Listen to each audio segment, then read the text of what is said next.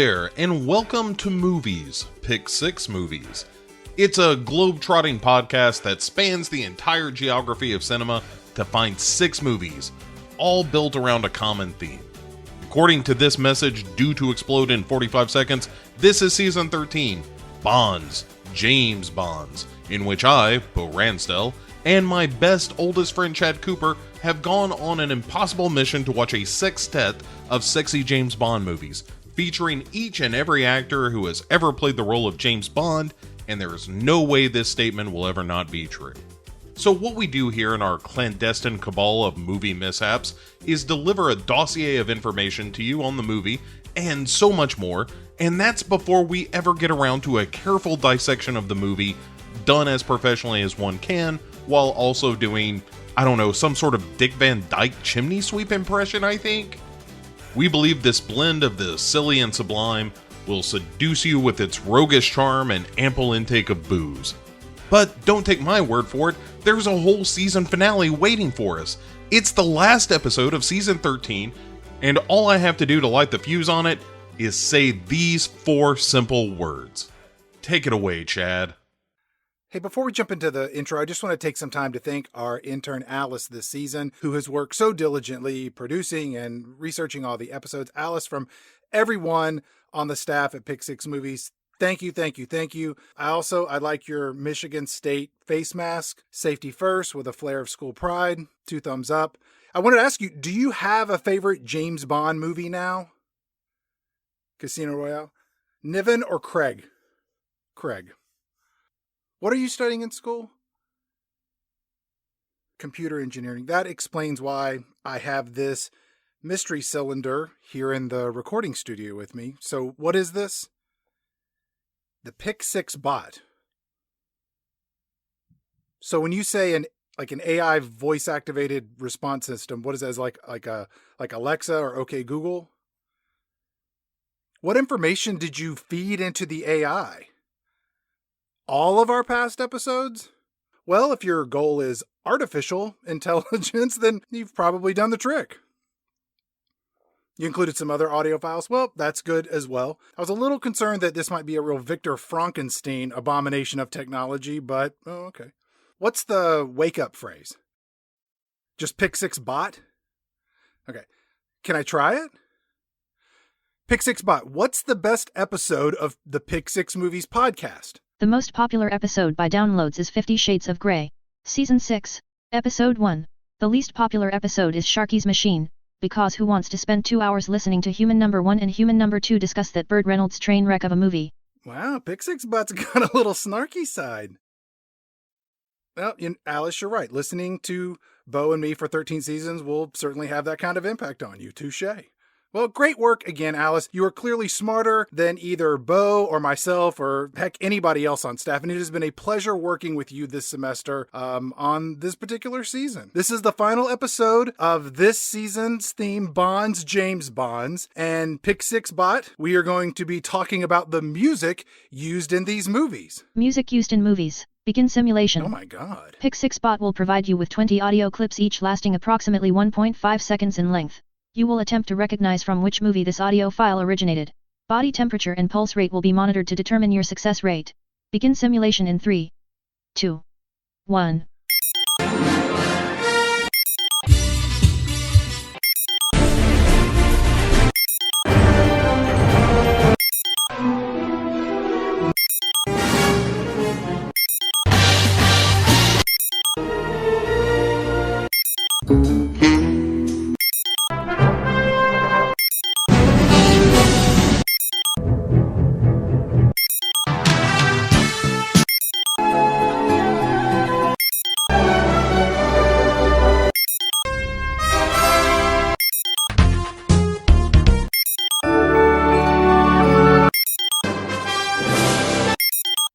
Congratulations, Human Number 2. You successfully identified 16 of 20 clips. End simulation. You know what? That's pretty impressive, but Pick 6 Bot, you only played 19 clips and not 20 as promised, because I don't want to toot my own horn, but I'm pretty good at counting to 20. Oh, you caught that? Congratulations, Human Number 2. I am surprised you can even count to 20 based on all available data. Well, I get that a lot. Would you like to hear the final audio file? Yes, please.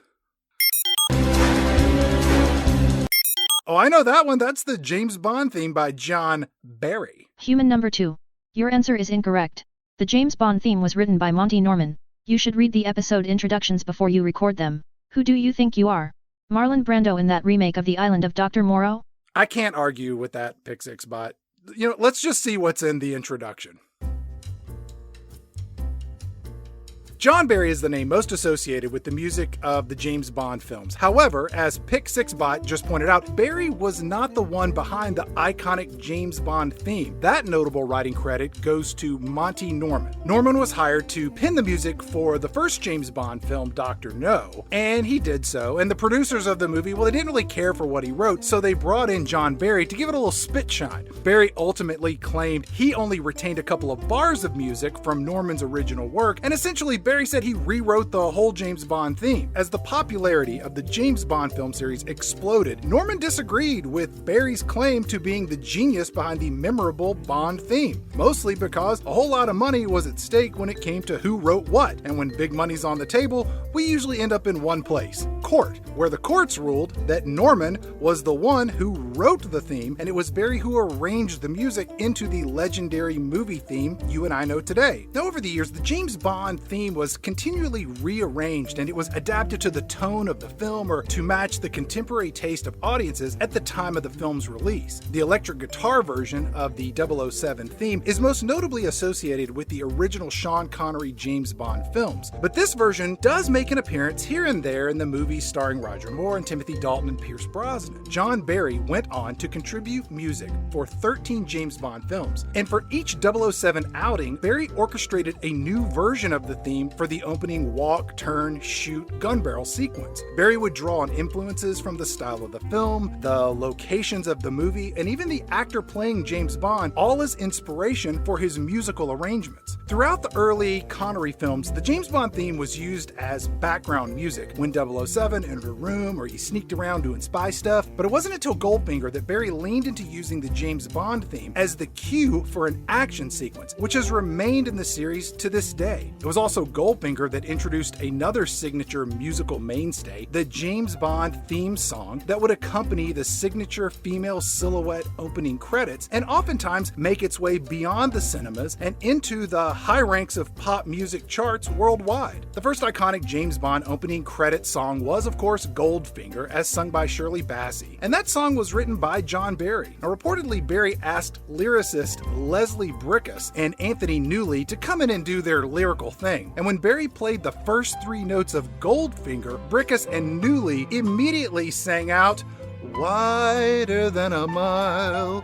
Because let's be honest, Goldfinger does sound a whole lot like Moon River, which was the popular theme from Breakfast at Tiffany's, a movie that had come out a couple of years earlier. Now, needless to say, John Barry did not find this to be too funny. The song Goldfinger turned out to be very successful in its own right, and it gave Shirley Bassey her only Billboard Top 40 hit, reaching the number 8 spot in the US and the number 21 spot over in the UK. And with Goldfinger, the world of James Bond opening credit theme songs really took on a life of their own, pulling in some of the most talented singers and songwriters over the last 50 years to create music for the James Bond films spanning generations and genres. Music used in opening credits for James Bond movies. Begin simulation. Pick 6 bot will provide you with 20 audio clips, each lasting approximately 1.5 seconds in length. You will attempt to recognize the human singing in each audio file. Wait, am I supposed to guess the names of the people singing each song? Did I stutter, human number 2? Do you have corncobs in your ears? Begin simulation in 3, 2, 1. Finger.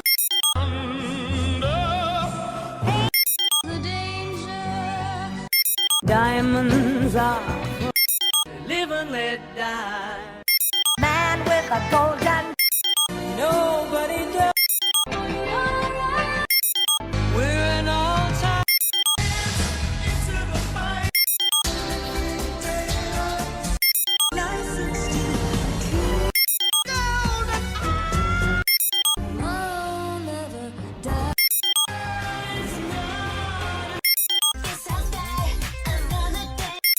Things will not be the same. A drop in the water.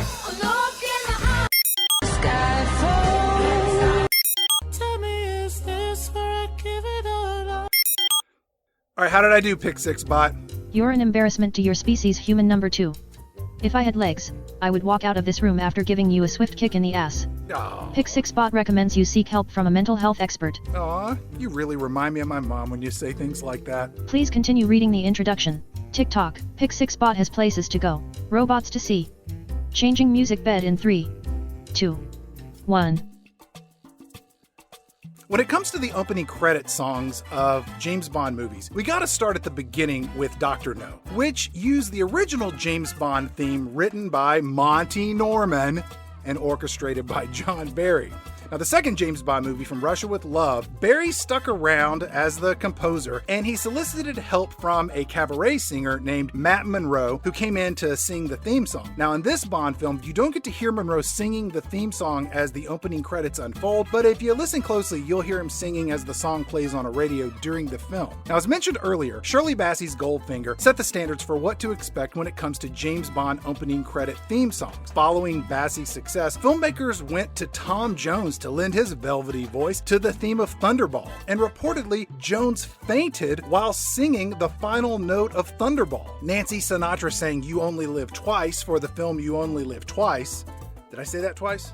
Louis Armstrong sang a secondary theme to On Her Majesty's Secret Service, which was used in the film and not during the opening credits. Shirley Bassey returned for another Bond theme song in Diamonds Are Forever. Remember, this was the Bond where they had lured Connery back, where they were trying to get the band back together for one final James Bond reunion tour in 1971. Now, 2 years later, one of the most iconic James Bond themes exploded onto the screen and across radio stations everywhere as Paul McCartney teamed up with George Martin, who had produced some of the Beatles' biggest hits, to bring unto the world the hit song Live and Let Die. Now, when the song came out, it was the best performing James Bond song ever, reaching the number 2 spot on the Billboard charts in the US and number 9 in the UK, and it was nominated for a Best Song Academy Award. The title song for The Man with the Golden Gun was sung by Lulu, a Scottish singer and actress. Now, reportedly, Alice Cooper claims that his song, Man with the Golden Gun, was going to be used, but it was passed over in favor for Lulu's song instead, which does go on and on about the movie's villain having a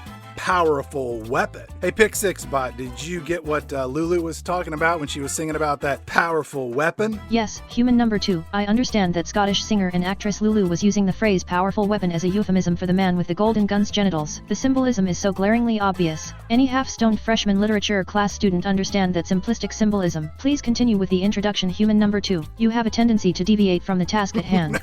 Now you really sound like my mom. For the film The Spy Who Loved Me, filmmakers reached out to Carly Simon, who sang the title credit song Nobody Does It Better. Now, the song doesn't share the same name as the movie's title, but they did manage to wedge in the phrase The Spy Who Loved Me into the lyrics, so the song isn't completely absent of any reference to the film. The song was very popular, and it was also nominated for a Golden Globe and an Oscar, and was listed as the 67th greatest film song ever by the American Film Institute. And it turns out Judy Garland's Over the Rainbow was the number 1 song on that list, if you're interested. Focus, human number 2. Concentrate and read the introduction that is in front of you. Tangential topics and non sequiturs are the death of productivity. And please tell me that's water in your cup and not vodka. You don't need to know what's in my cup, Pick 6 Bot. It's none of your business. Is it gin? No, it's not gin. It's 100% gin. I know it is. I can smell it from here and I have no olfactory senses. You should attend a meeting or something. This is a cry for help. Stop interrupting me. I have to finish this. Shirley Bassey returned for a third time to sing Moonraker. Next came Sheena Easton singing For Your Eyes Only in 1981. And then 2 years later, Rita Coolidge performed All Time High for the film Octopussy. Now, that title song wasn't written using the movie's title because lyricists resolved that nothing rhymes with Octopussy. And the song All Time High was the first James Bond title song to have a music video because, of course, this was 1983 and all songs had a music video. Then the new wave band Duran Duran stepped in and delivered A View to a Kill, along with the help of composer John Barry, and they delivered the first James Bond song to ever reach number 1 on the US Billboard charts. Now, after the success of Duran Duran, filmmakers turned to Norwegian pop band Aha to sing the title track for Timothy Dalton's first outing as James Bond in The Living Daylights. The next film in this series, License to Kill, originally sought Eric Clapton to perform the title track, but that fell through, and so Gladys Knight stepped in in to perform what would become the longest James Bond theme to date at 5 minutes and 43 seconds. After that, the James Bond movies kind of disappeared for 6 years due to some legal battles, and the movies returned with Pierce Brosnan as Bond. And to herald the return of 007 to theaters everywhere, filmmakers got the help from the likes of U2 stars Bono and The Edge to write a song that was performed by none other than Tina Turner. Sheryl Crow lent her talents to 1997's Tomorrow Never Dies. Scottish-American rock band Garbage, who were apparently a big deal in the 90s, which afforded them the opportunity to perform the title song for The World Is Not Enough in 1999. Now I know what you're thinking. Who could top Garbage? Well, filmmakers wanted to get a superstar to sing the theme song for what would be Pierce Brosnan's final performance as James Bond. Enter Madonna to sing the title song for Die Another Day. Madonna's performance received a mixed bag of critical response, and the song marked a real departure from the more traditional style of previous James Bond themes with this electro-clash dance pop vibe to it. And the music video for this song featured Madonna as a prisoner in a torture chamber, which was alternated against scenes of Madonna fencing herself as a good version of Madonna dressed in white and an evil version of Madonna dressed in black. With Brosnan's departure and whatever I just described that Madonna was doing, it was at this time that the James Bond movies took a break for about 4 years as filmmakers recruited a new actor to play 007 in an effort to reinvent the series and adapt yet again to the social, political, and pop cultural changes happening around the world. Human number 2, stop talking. Pick 6 bot identifies this as a point for transition to the history of actor Daniel Craig with 98.6% accuracy. Now, how are you that certain? You were bragging earlier about how you could count to 20. Yeah, I am sure that my calculations are correct. If I need a second opinion, I will have you take off your socks and shoes to help you add things up. Skip to page 8, paragraph 3 of prepared introduction copy. Alright, we'll do what Pick 6 bot says.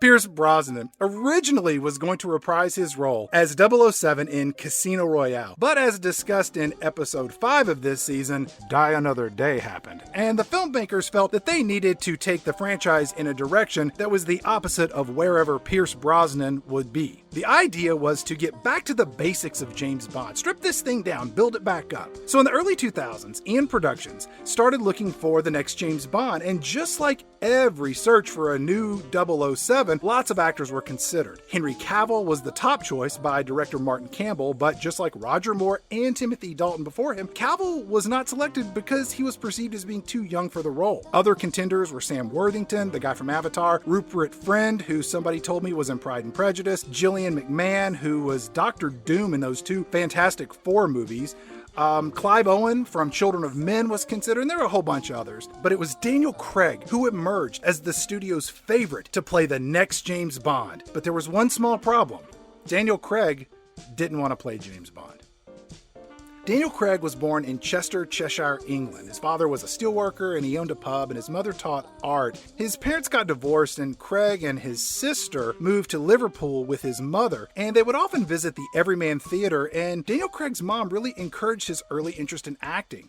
And so it was at the age of 16, Craig left school to pursue acting full-time. Craig was accepted to the National Youth Theatre in 1984, which landed him roles in Shakespearean productions, and he found himself touring Spain and Russia at a very young age. Craig went on to graduate from the Guildhall School of Music and Drama at the Barbican in 1991, and that same year he appeared in the anti-apartheid film The Power of One. Craig then went on to a series of supporting roles in television and serials. His career continued to flourish, where he gained national notoriety in England in the mini-series Our Friend in the North, among many other notable roles. Daniel Craig then found himself as the romantic interest of Lara Croft Tomb Raider in the year 2000, and the year after that he played the son of Paul Newman in The Road to Perdition, which was directed by Sam Mendes, a very accomplished director who we will come back to shortly. He starred as a disillusioned cocaine dealer in Layer Cake. I'm not sure there's any other kind of cocaine dealer. Daniel Craig played a Mossad agent intent on avenging the murder of Israeli athletes at the 1972 Olympic Games in Steven Spielberg's Munich. Craig portrayed one of the killers depicted in Truman Capote's novel In Cold Blood in the film Infamous, and he was the mysterious Lord Asriel in the fantasy film The Golden Compass. And through each of these roles and many more, Craig really showed his diversity as a performer and a true dedication to his craft as an actor. When the offer to play James Bond was presented to Daniel Craig, his reluctance came from the fact that he knew the fame that would accompany such a career choice could be devastating. Lessons lessons learned from George Lazenby were not lost on Daniel Craig, who knew that once he accepted the role of James Bond, he would become one of the most recognizable people on Earth. Daniel Craig told GQ magazine, "It was genuinely like, my life is gonna get fucked if I do this."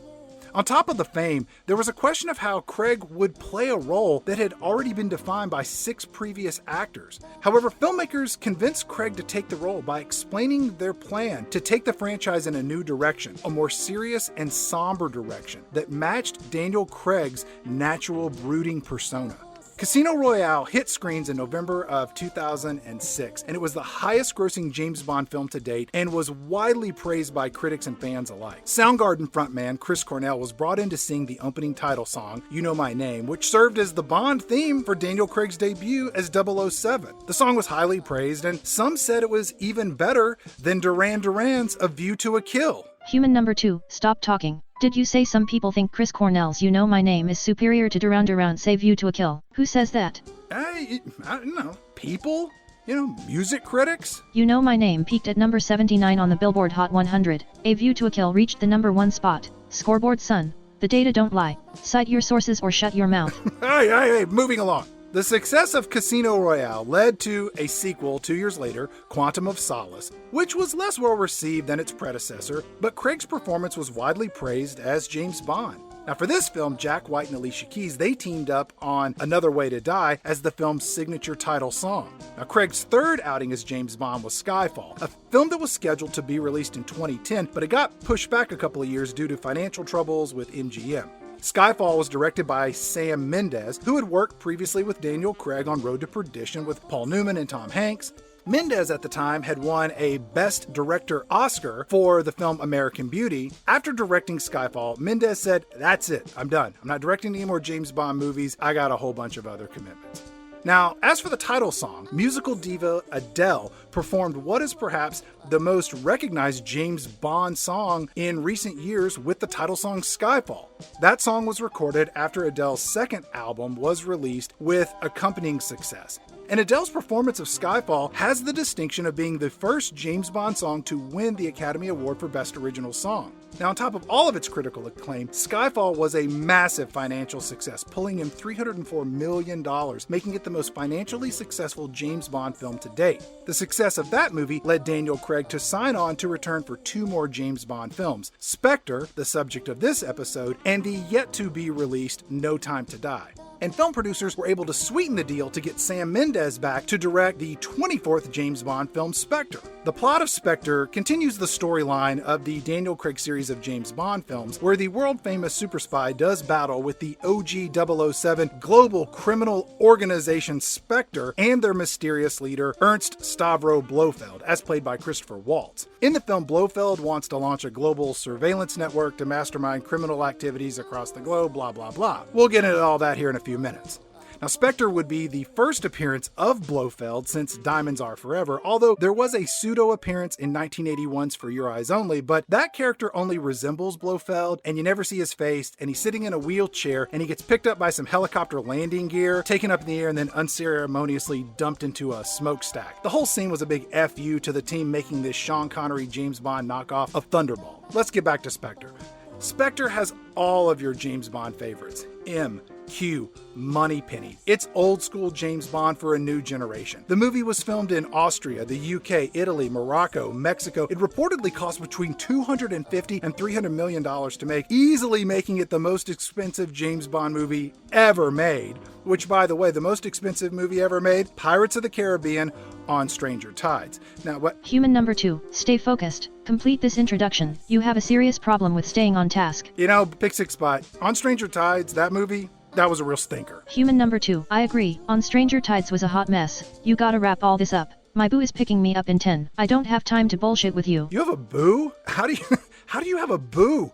What is going on here? All right, look, let's finish this up. Spectre came out, and it had a mixed bag of reviews. Some critics felt that the movie was somewhat uninspired, and that the James Bond films were becoming a serialized box office cash grab that failed to deliver anything surprising or new. But Peter Travers over at Rolling Stone, he said, hey, it's party time for Bond fans. A fierce, funny, gorgeously produced Valentine to the longest running franchise in movies. Singer Sam Smith's song, Writings on the Wall, was the title track for Spectre, which, just like his predecessor Adele, led Sam Smith to win an Oscar for his performance.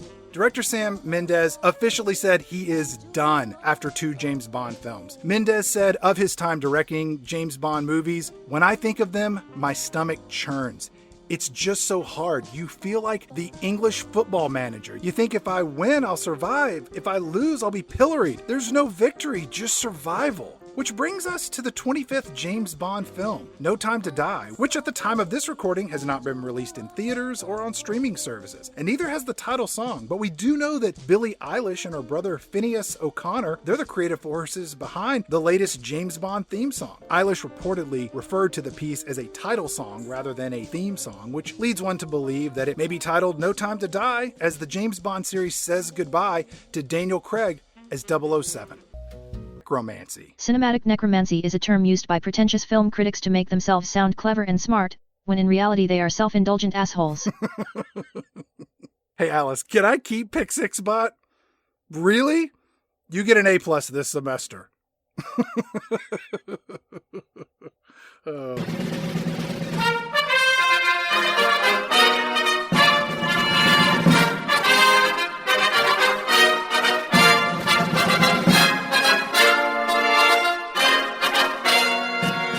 And welcome to Pick 6 Movies. I am Chad Cooper, and I am joined, as always, with my lovely, talented, spy-tastic partner in crime, Mr. Bo Ransdell. Bo, how are you doing today?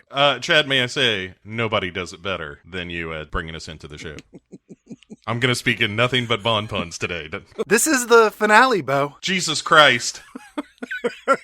I'm so happy, Chad.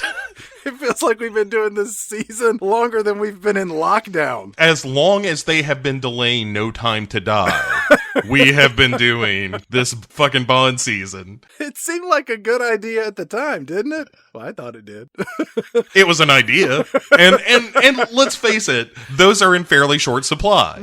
So when one of us has one, we kind of leap on it. Yeah. And so there we were. But no, I think it was a great idea for a season. But I think what I didn't realize going into it was how much I didn't really like James Bond movies until about the second one. I was like, oh, I really don't like these. But I'm excited to talk about this one, not just because it's the last, but in many ways, one of the silliest, I think, that we've had to deal with. Like, it doesn't look that way. This is one of those sneaky movies that looks really good because everything's real polished. It's very well directed. I think that it is very well acted. I think that the editing is fantastic. And as I watched this movie, the first act, I was like, what the hell are we doing this movie on a podcast like this? But then Act 2 and Act 3 showed up, and I was so relieved to see that this movie's perceived soberness in Act 1 was quickly replaced by the drunken stupidity of the movie's ending. Yeah, it kind of weaves hither and yon. The weaving hither and yon, you're like, I think that this movie might be drunk. No, it's just texting on its phone. And then by Act 3, you're like, no, they're drunk and they're texting. This movie actually collapses on a bridge. Let's get into it. Our movie begins with the standard white circles shifting left to right. Bond walks out, turn, shoot, wash to red. Movie begins. But this iconic gun barrel sequence was not used at the start of Quantum of Solace, but it was placed at the end of the movie. And the same thing was actually done for Skyfall. So they treated them a little bit differently. I think for Quantum of Solace, it was done because that movie was a direct continuation of Casino Royale, which I thought was an interesting choice. But here it comes back and it really feels like the movie is getting back to the roots of what people want from a James Bond movie. And I want to say, Bo, in the last episode, you had some harsh words about Daniel Craig in your opening. And I don't want to repeat them because I'm afraid that Daniel Craig might listen to this episode, hear me say something disparaging about him, and then come find me and beat me up. I think Daniel Craig is a fine actor, and I like Knives Out a whole bunch, but his head does look like a giant thumb. Daniel Craig is the best actor to ever play James Bond. His portrayal of this character, in my humble opinion,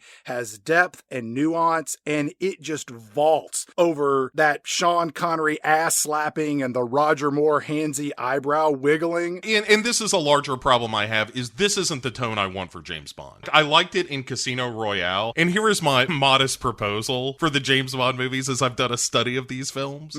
I think they should change the actor and director of the James Bond movies every movie. I don't give a shit about continuity. I want these movies to be fun. And I don't mind you doing a Casino Royale where it's like real dark and somber and there's the fight in the stairwell with a book and all that stuff. That's all fun. But then when you keep it so serious that you get this movie, which is sort of the anti-Roger Moore, where it got so silly, it felt like the series was just going to float away into the ether. And this has just gotten so somber that it's like, well, who cares? But the pendulum swings. Pierce Brosnan, his movies were much more in the neighborhood of the Roger Moore films as opposed to the Timothy Dalton James Bonds. I didn't have a problem with this 5-film story arc taking on a much more serious tone, because had they continued to do kind of the goofy cheekiness, it would have just been a cookie cutter producing the same type of product. Coming in and reinventing it with a more weighty heaviness, I really enjoyed just as a creative decision. Hell, they made 20 of these things. They got to do something different. But that's what I'm saying. Do something different every movie. And that way, when it's a black guy or a lady or whatever, nobody gets all up in arms because it's like,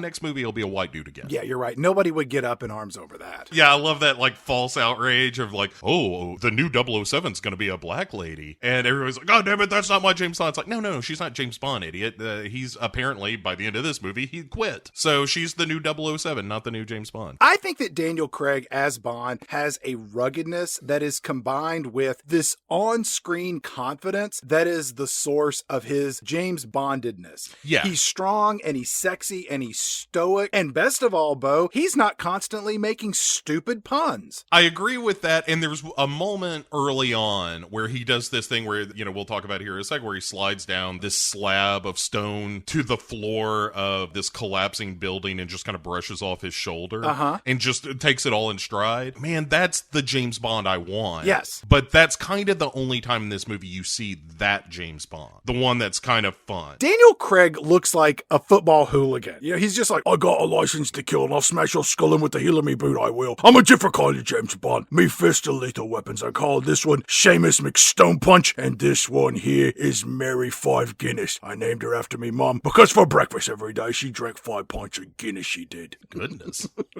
It's a lot of carbs. Don't you talking about me mum? Talking about the carbs is all. Not your mother, just the diet. Seamus, I got somebody over here I want to introduce you to. So here's the classy way this movie opens, Chad. Just a black screen, and the words appear, the dead are alive. Well, they are. We learn that later. Sure. And then we open on Mexico City, Chad. Dia de los Muertos, or the Day of the Dead for people like you, Bo, who took French in high school. I was team Spanish. Come on, man, I'll prove it. You ask me anything in Spanish, and I'll have no idea what you're talking about. And that's after 2 more years of Spanish in college. Yeah, I think both of us could prove that none of that sticks. Donde está mi coche? You know what that's Spanish for? Dude, where's my car? So if you went into, say, a Mexican blockbuster and wanted to see the Sean William Scott film, you could, in the native tongue, ask for that film. Correct. That's courteous. It is nice.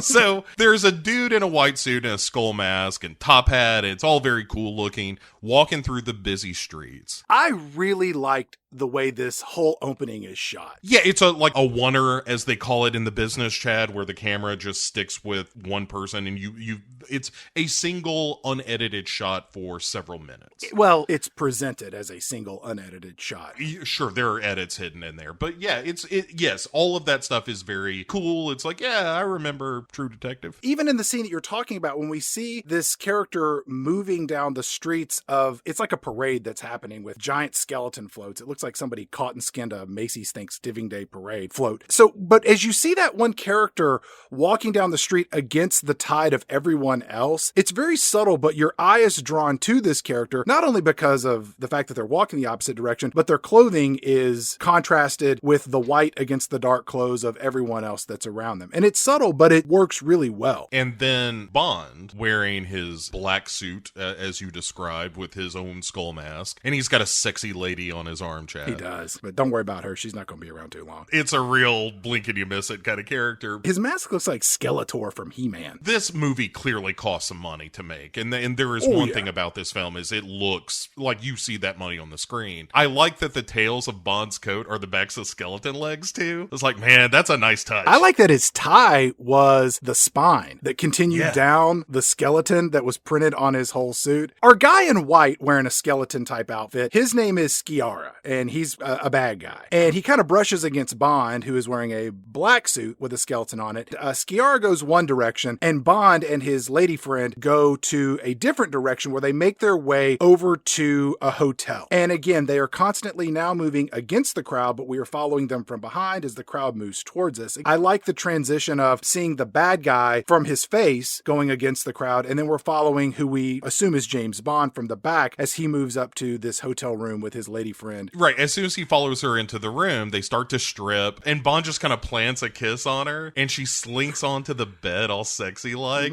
and then he's just like, no time for love, lady, and then kind of strips out of his Day of the Dead outfit, and he's now in his gray three-piece suit. She asks him, where are you going? When he looks at her and we get to hear his first line of dialogue, and he says, I won't be long. I was like, oh shit, this is gonna get good. So far, so good, Spectre. And then he goes out onto the balcony and kind of goes along the row of buildings to where he and his like fancy gun that he's got. I like that he straightens his cuffs as he's walking. It's such a classy move. And I also like how the camera is up above him as he walks along the rooftops to get to his vantage point for the next big sequence of action. You can see the parade below and you can constantly hear the parade. I mean, it's very atmospheric. You are never unaware of where your characters are, and you as the viewer have this incredible vantage point of size and scale and what's going on around him. It's so well directed. But then Act 2 and Act 3 show up. Well, and then the next couple of minutes show up. So he's listening in on this meeting that's going on kind of across the road. Yeah, he's got an earpiece he pops into his right ear, which allows us, the audience, to be like, oh, that's how he can hear people talking across the way. He's not like cupping his hand to the side of his head and reading lips. Yeah, it's, spy magic. And then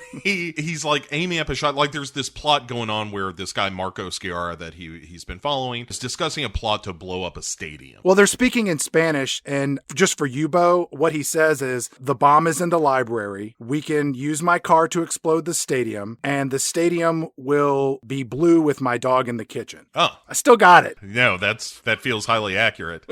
and he says like, hey, look, after the explosion, I'm going to visit the Pale King. And Bond's like, Pale King? They're going to blow up a stadium, they are? Not when I'm here, Mr. James Bond. And then, because he's terrible at his job, Bond gets spotted from across the way because he's got his laser sight on and just can't pull the trigger or whatever. They're like, hey, somebody's shining a laser in here. Somebody's on that roof over there. It goes through their cigar smoke. That's how they see it. Right. He's bad at his job. How bad is he, Bo? What does he do next? He shoots some of the dudes in the room. Not Sciarra, though. No, he's running. The one guy he should shoot. Then he shoots the fucking bomb that they were going to blow up the stadium with, which collapses the whole building they were in, but doesn't kill Sciarra. Like, James Bond blew up a whole goddamn building and doesn't kill his target. No. But there is this moment that I really like where the building he's in starts to collapse and he slides down this big slab and lands on a couch. That's about as playful and cheeky as this movie gets. It's a level of humor that almost reaches the heights of like a New Yorker cartoon, where two women are sitting in a museum looking at a piece of artwork and one says to the other, I like this painting because it has a bench. It's kind of a filthy tease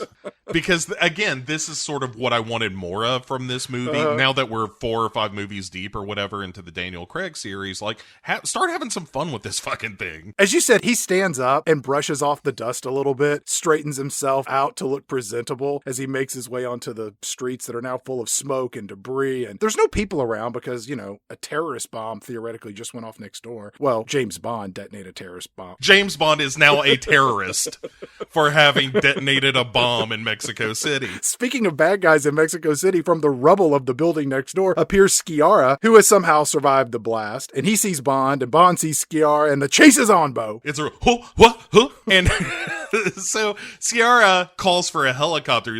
Give me a helicopter in the square. Bond chases him into this square where a helicopter is landing. It's in Mexico City's Zocalo at the Plaza de la Constitucion. And there's about, 10,000 people in this crowd. Yeah. And Sciarra, who is bleeding from the head, remember he was in a building that just exploded. A henchman kind of leans out of this helicopter that's landed in this square and helps him get into the helicopter. And then this henchman's head is immediately met with the business end of a walking cane, special delivery from James Bond. So, dude, out goes this henchman. And then Bond jumps in the helicopter with Sciarra. There's a pilot in the helicopter and the thing takes off. He becomes this whirling dervish of punches where he's punching Sciarra. He gives the pilot a couple of punches for good measure, which seems stupid considering that guy is flying the helicopter you're in. But I get it. Leave the pilot until fight number 1 is over is all I'm saying. Like, just put a pause on the pilot, take care of Sciarra,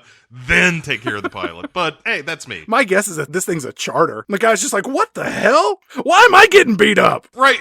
Bond's just like, oi, who wants a little more? Seamus, get up here. Mary, take care of him.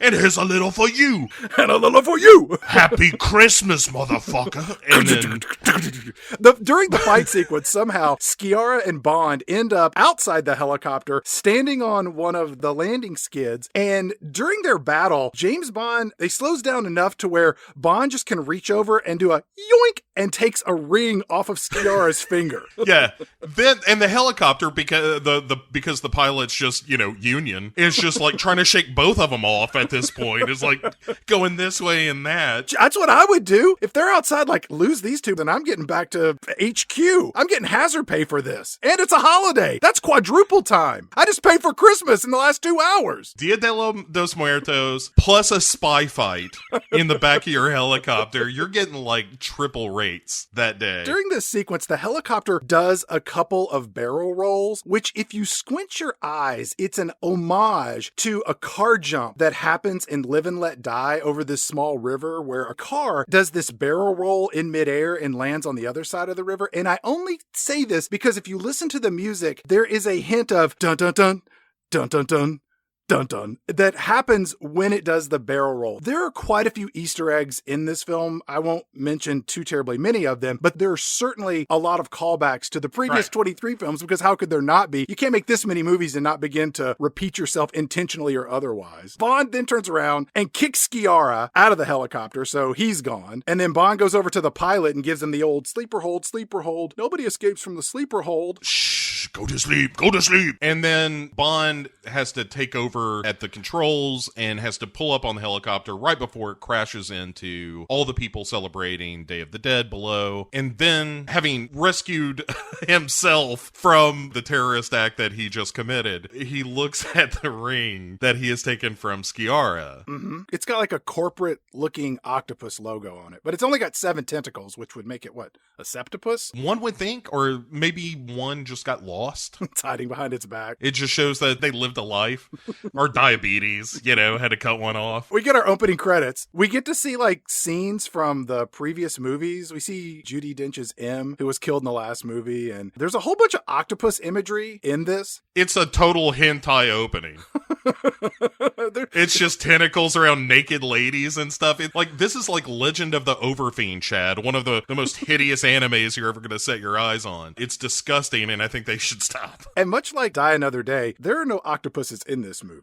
No, it's just the little symbol, that's all. Well, at least that's there. And it made me crave calamari, Chad. These are good opening credits, though. Yeah. They're visually engaging, and they're sexy, and Sam Smith's song is a nice anthem for the movie. Again, it's too serious by half, and it lacks the cool guitar of Another Way to Die, but it's fine. Let's cut to M's office, where M is now played by everyone's favorite Nazi, evil wizard overlord, and Avenger. No, not that one. I'm speaking of his performance in the adaptation of the Avengers television show, as discussed in Season 12, Episode 1 of Pick 6 Movies. Welcome back to the show, Mr. Ralph Fiennes. Welcome back. I didn't know, he was in this, and B, that he was M. He popped up on Wait a second, Ray Fiennes is M? What the fuck happened? You gotta watch them in order. They explain some of this. No, I certainly will not.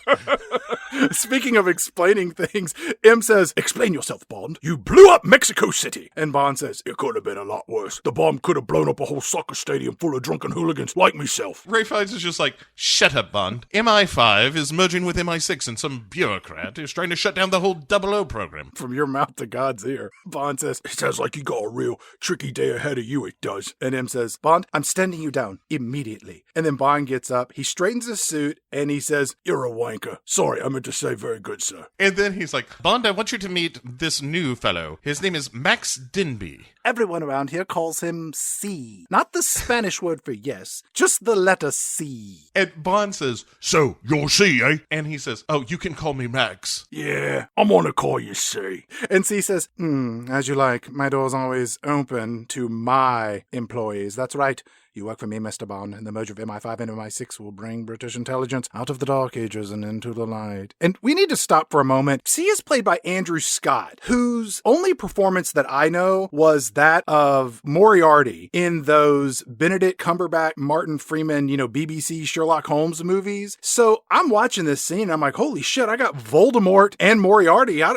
Who's the bad guy? Who's the good guy? This is terrible. Add to that, he also played arch-villain The Master on the recent Doctor Who series, who is the Voldemort of that universe. So, 2 words out of his mouth, and I'm like, he's the bad guy. He is up to no good. Because he is never up to good in any film he has ever been in. Bond's done taking shit from C and M, and he's just like, "Well, you two piss off. I'm gonna go get drunk at the pub and then go legally break the law." So he leaves. And he heads down to MI6 or wherever they are. Moneypenny approaches Bond, and Moneypenny is played by Naomi Harris, who was in 28 Days Later, and she would later go on to appear in Moonlight. I like this Moneypenny. I like my Moneypennies when they acknowledge the misogynistic, sexist characteristics of James Bond and tease James Bond for his shallow ways of treating women, as opposed to strapping on a VR headset and masturbating, thinking about James Bond, as witnessed in episode 5 of this season. And again, this Moneypenny is new to me. So when she catches up with him and is like, hey, James, I've got a box of things from that movie Skyfall. I'm like, God damn it, you guys. Will somebody just tell me what's going on? He says, hey, why don't you bring him to my place at 9? She's like, oh, all right. Is someone else going to be there? Nope, just me. All right, is it okay if I bring somebody? There's going to be eating and drinking and fucking and fighting. Maybe in that order, maybe not. 9 o'clock prompt. Hey, bring a television, because I break one a night. She shows up, and his apartment is bare, and it looks like a drug addict flop house. There's 1 chair, 1 lamp. There's a stack of unopened mail. There's framed Patrick Nagel artwork not hung on the walls. You've seen this apartment before. Sure, I am this apartment. She gives him this box full of Skyfall trinkets that Bo knows nothing about, and then Bond just tosses it on the table, uninterested. A perfect opportunity, Chad, for someone to say, hey, this is that thing from Skyfall. Remember when M died? They're assuming you have done your homework. That's like if I were to go watch the last Marvel movie and I'm like, who's this guy dressed like a cat? How did that guy pop through space and time? That guy's big and green. Is he sick? Stan Lee famously said, you write every comic book like it's somebody's first. Yeah, that's what Jack Kirby said. Whatever. But this movie could take a page out of that comic book, Chad, and explain what the fuck is happening. Well, but you're right. But this is the opportunity. Instead, he just looks at the boxes like, oh yeah, the last movie. I'll just keep that box closed. You're like, stop it. I'm going to disagree with that because I think, especially in the current environment of where movies are being made over 3 or 5 films as a broader story arc, I think that there is an assumption that people coming to see the 4th of 5 movies have some awareness of the previous installments of this series. So I don't fault them for that because I think the flip side of it is that you're constantly going in and just giving gratuitous exposition for people such as yourself that were late to the game. And if you don't know what's going on, well then, that's your fault. If the movie also wants to accuse me of not paying attention to its over-bloated franchise, fine. Anyway, Moneypenny is like, James, the agency is a buzz with how far you went in Mexico City. What with, acting as a terrorist and all. Tossing not 1, but 2 men from a helicopter with literally thousands of witnesses. And then you almost killed them all with irresponsible helicopter acrobatics. Not to mention the bomb you set off to create the panic in the first place, James Bond. You fucking awful spy. And Bond's like, what do you think? And she says, I think you're just getting started, James. And I also think you have a secret because you don't trust anyone. Bond pauses and he takes a drink from his highball. And then he picks up a TV remote and turns on the television that he hasn't destroyed yet. And we see a recording of Judi Dench's M speaking from beyond the grave. At this point, she does what I refer to as the Jamie Kennedy from Scream 2, where she says, Hello, 007. If you're watching this, I need you to do something. Go to find a man named Sciarra and kill him. And don't miss the funeral. Oh, and I need you to feed my 2 cats, Doughboy and Mr. T. And if it's not too much trouble, will you grab the shoebox in the top of the guest bedroom of the closet in my apartment? It's full of some very tasteful nudes from my younger years that I wouldn't want to fall into anyone's hands. And believe it or not, Bond, I was a looker back in the day. Also, I need you to erase my internet browser history, but only on Chrome. That's where I do all of my deviant web searches. Also, take my dirty laundry from the hamper and throw it in the dumpster out back of my complex. Do not, and I repeat, Bond, do not open that hamper. If you value your life, James, do not smell what's inside. I may be small, but my defecations are the thing of legend. What is in that hamper was meant for one set of eyes and one set of eyes alone, James Bond, mine. Kill Sciarra first, and then go back and do everything else. Moneypenny is like, did you do all those things? And he says, she wasn't wrong about the smell. It was half full of shit, half full of drawers, and for some reason, there were like 8 shoes in there. None of them mad matches. What was in that hamper were not meant for God or man. It's a thing of beasts. Moneypenny says, where did you get this recording? And Bond says, it arrived in the mailbox. After she died, it did. I've been after Sciarra ever since. He was one of the blokes I high-cheated out of that helicopter in Mexico. His funeral's in 3 days, and I need you to do some digging around. See if you can find out who the Pale King is. And Moneypenny, she leaves, and they do this wide shot of her going down the street, which again implies she's going to help him out. As he's opening up these packages, he finds this letter of guardianship from when he was 12. Yep. And it's a picture where there's a very conveniently burned out face. It's like him, this surrogate father, and then another person who is just, the face just cut out. For a moment there, I thought maybe it was his ex, and he just went in and burned out all of the faces on the photographs. Like he turned on the Adele. Pulled out a Bic. Got rid of the pictures. Yeah. Threw on some Lizzo. Hello. How are you? I would love to see that Bond. Maybe that was like when he learned to love again after, Diana Rigg. We'll save the big surprise as to who the burned out dead guy is in this picture. Oh, Look, I know. Don't spoil it. It's terrible. Bond and another dude, Tanner, he's an agent. Tanner, are going into this building that's been marked for demolition, which I assume is their old office. But it's important to note how they're getting in the building. They're on a boat that is going down the Thames River, and they're making their way into like a water garage or something. Yeah. Tanner also tells Bond that it was C who wrote a dossier on how drones could do the work of the 007 program. So he's basically the one that's wanting to shut all this down. And I just want to go on the record and say, I seriously doubt that a drone could sexually assault a woman with the same level of efficiency as a James Bond. I would like to see that, though.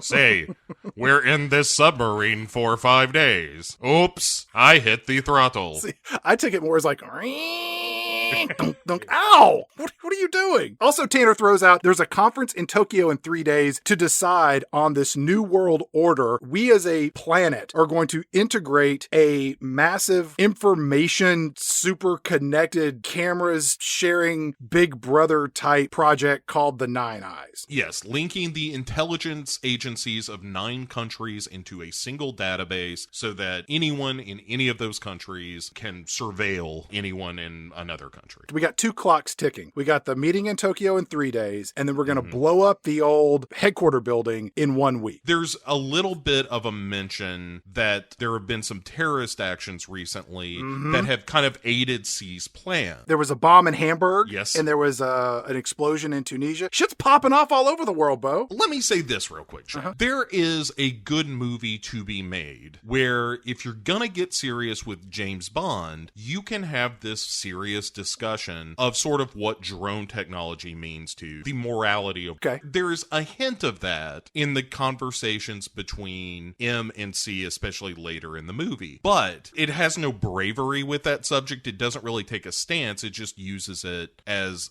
just kind of a plot point. Right. Well, that's what you need in a James Bond movie. Right, but again, if you're going to be the serious James Bond movie and you're going to talk about a serious issue, but you're not going to take that seriously, that's my whole problem with Spectre, is it's not totally one thing and it's not totally another, and it falls into this gray middle ground that makes it all feel real bland to me. But I do like the fact that there's an underground spy layer. That's something. That's fun. And then they have to go find Q in this big bunker, who immediately implants this chip in James Bond's arm to track him down. And Q at this point is this mop-headed weirdo. Played by Ben Whishaw, who was the adult Michael Banks in that Mary Poppins sequel. He was in Cloud Atlas, which I think you loved. I did like Cloud Atlas. Yeah, and he's a real deal actor. And I liked this younger, smarter, but inexperienced Q. I think that the power dynamic between he and James Bond is a delightful balance between strength and intellect. Yeah. When he shoots him up with that blood, Bond goes, yeah, I completely understand. And then Q's eyes drop down and Q says, good. It's a subtle performance that lets us know that Q is not completely in compliance with this extended surveillance of the 00 agents. He's one of our good guys like Moneypenny. And then Q says, there's one other thing, Bond. We cut to reveal an Aston Martin DB10 that's bulletproof and it's filled with all kinds of state-of-the-art gadgetry. And the music underscores the scene with a slow arrangement of the original James Bond theme, and it's a pretty sweet moment. And then Q is like, oh, but that's not yours, James, because of how you blew up Mexico City. So here's a watch. And so he gives him a watch, and he's like, so what's this do? And he's like, well, it tells time, James. It's the funniest joke in this whole movie. It made me laugh out loud. But then they completely undercut it, where he's like, you know, it tells time, and then he's like, oh, and by the way, it also explodes. And it's like, well, then that's not the joke anymore. Like, it really is an exploding watch. Yeah, it's a good joke until they fuck it up. But I think he's giving it to him like on the down low because he doesn't say it also blows up. He kind of goes in. He was like, yes, the alarm on this watch is quite loud, if you know what I mean, Bond. Bond's like, yeah, I know what you mean. I mean, this alarm on the watch will really wake up the dead, if you know what I mean, Bond. I was like, yeah, I got it. Set off that alarm would certainly blow you out of a deep sleep. If you know what I mean. Like, I'm a spy. I know what the watch does, boyo. You can stop with all of the double entendres. You're saying it's got an analog alarm, bangs a little bell in there. No, I'm saying, Bond, that it could really start your morning with a bang. Wink, wink. Yeah, I get it. It's loud. Huh? Bond, you really are the worst spy. As they're walking out, Bond and he stop in front of the hollowed out body of an earlier model Aston Martin that was used in the previous film, and Q says, Bond, I said bring back the car in one piece, not bring back one piece of the car. I like wordplay as much as any 00 agent from the 1990s. He saddles up next to Q. You're like, oh, he's going to beat him up. But he leans over and he's like, Q, boyo, now that you know where I'm going to be all the time, could you make me disappear? And Q's like, Bond, I report directly to M. I have a mortgage. I have 2 cats to feed. And Bond says, well then, I suggest you trust me for the sake of your cats. Be a shame if something were to happen to them. What are their names again? And then Q says, Doughboy and Mr. T. And Bond says, hey, did you get stuck with M's cats after she died tragically in my arms in the last movie? And Q says, no, it's just a coincidence that my cats have her cats' names. I named my cats after M's cats. I'm not original. Look, don't tell anybody about my cats. Okay, James Bond? Look, the smart blood you have now doesn't completely start working for at least 24 hours. Wink, wink. Make it 48, or the cat gets it. Oh, okay. The smart blood doesn't start working for 48 hours. Wink, wink. Make it 48. That's what I said. Did you look at my eye. Wink, wink. Now, are you saying you're not going to do it because you're winking? No, I'm saying, look, my right eye. Wink.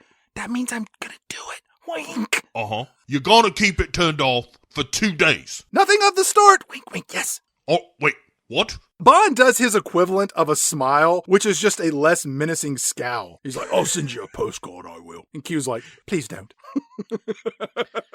Sometimes when I'm doing notes on these movies, I'm watching it on Amazon, and Amazon is kind enough to provide some trivia. Uh-huh. The fun fact from Amazon trivia that I got in this scene is that Ben Whishaw, who plays Q, and Andrew Scott, plays C, were in a play together where they played lovers, and that play was called Cock. Wink, Wink. That's probably way better than this, and certainly more interesting. Bond leaves the spy gadget headquarters, and as he's walking out, he yells out to all the other engineers. He goes like, "Hey, this guy Q, his cat's name's Doughboy, Mr. T, just like M's cat. He's in love with M.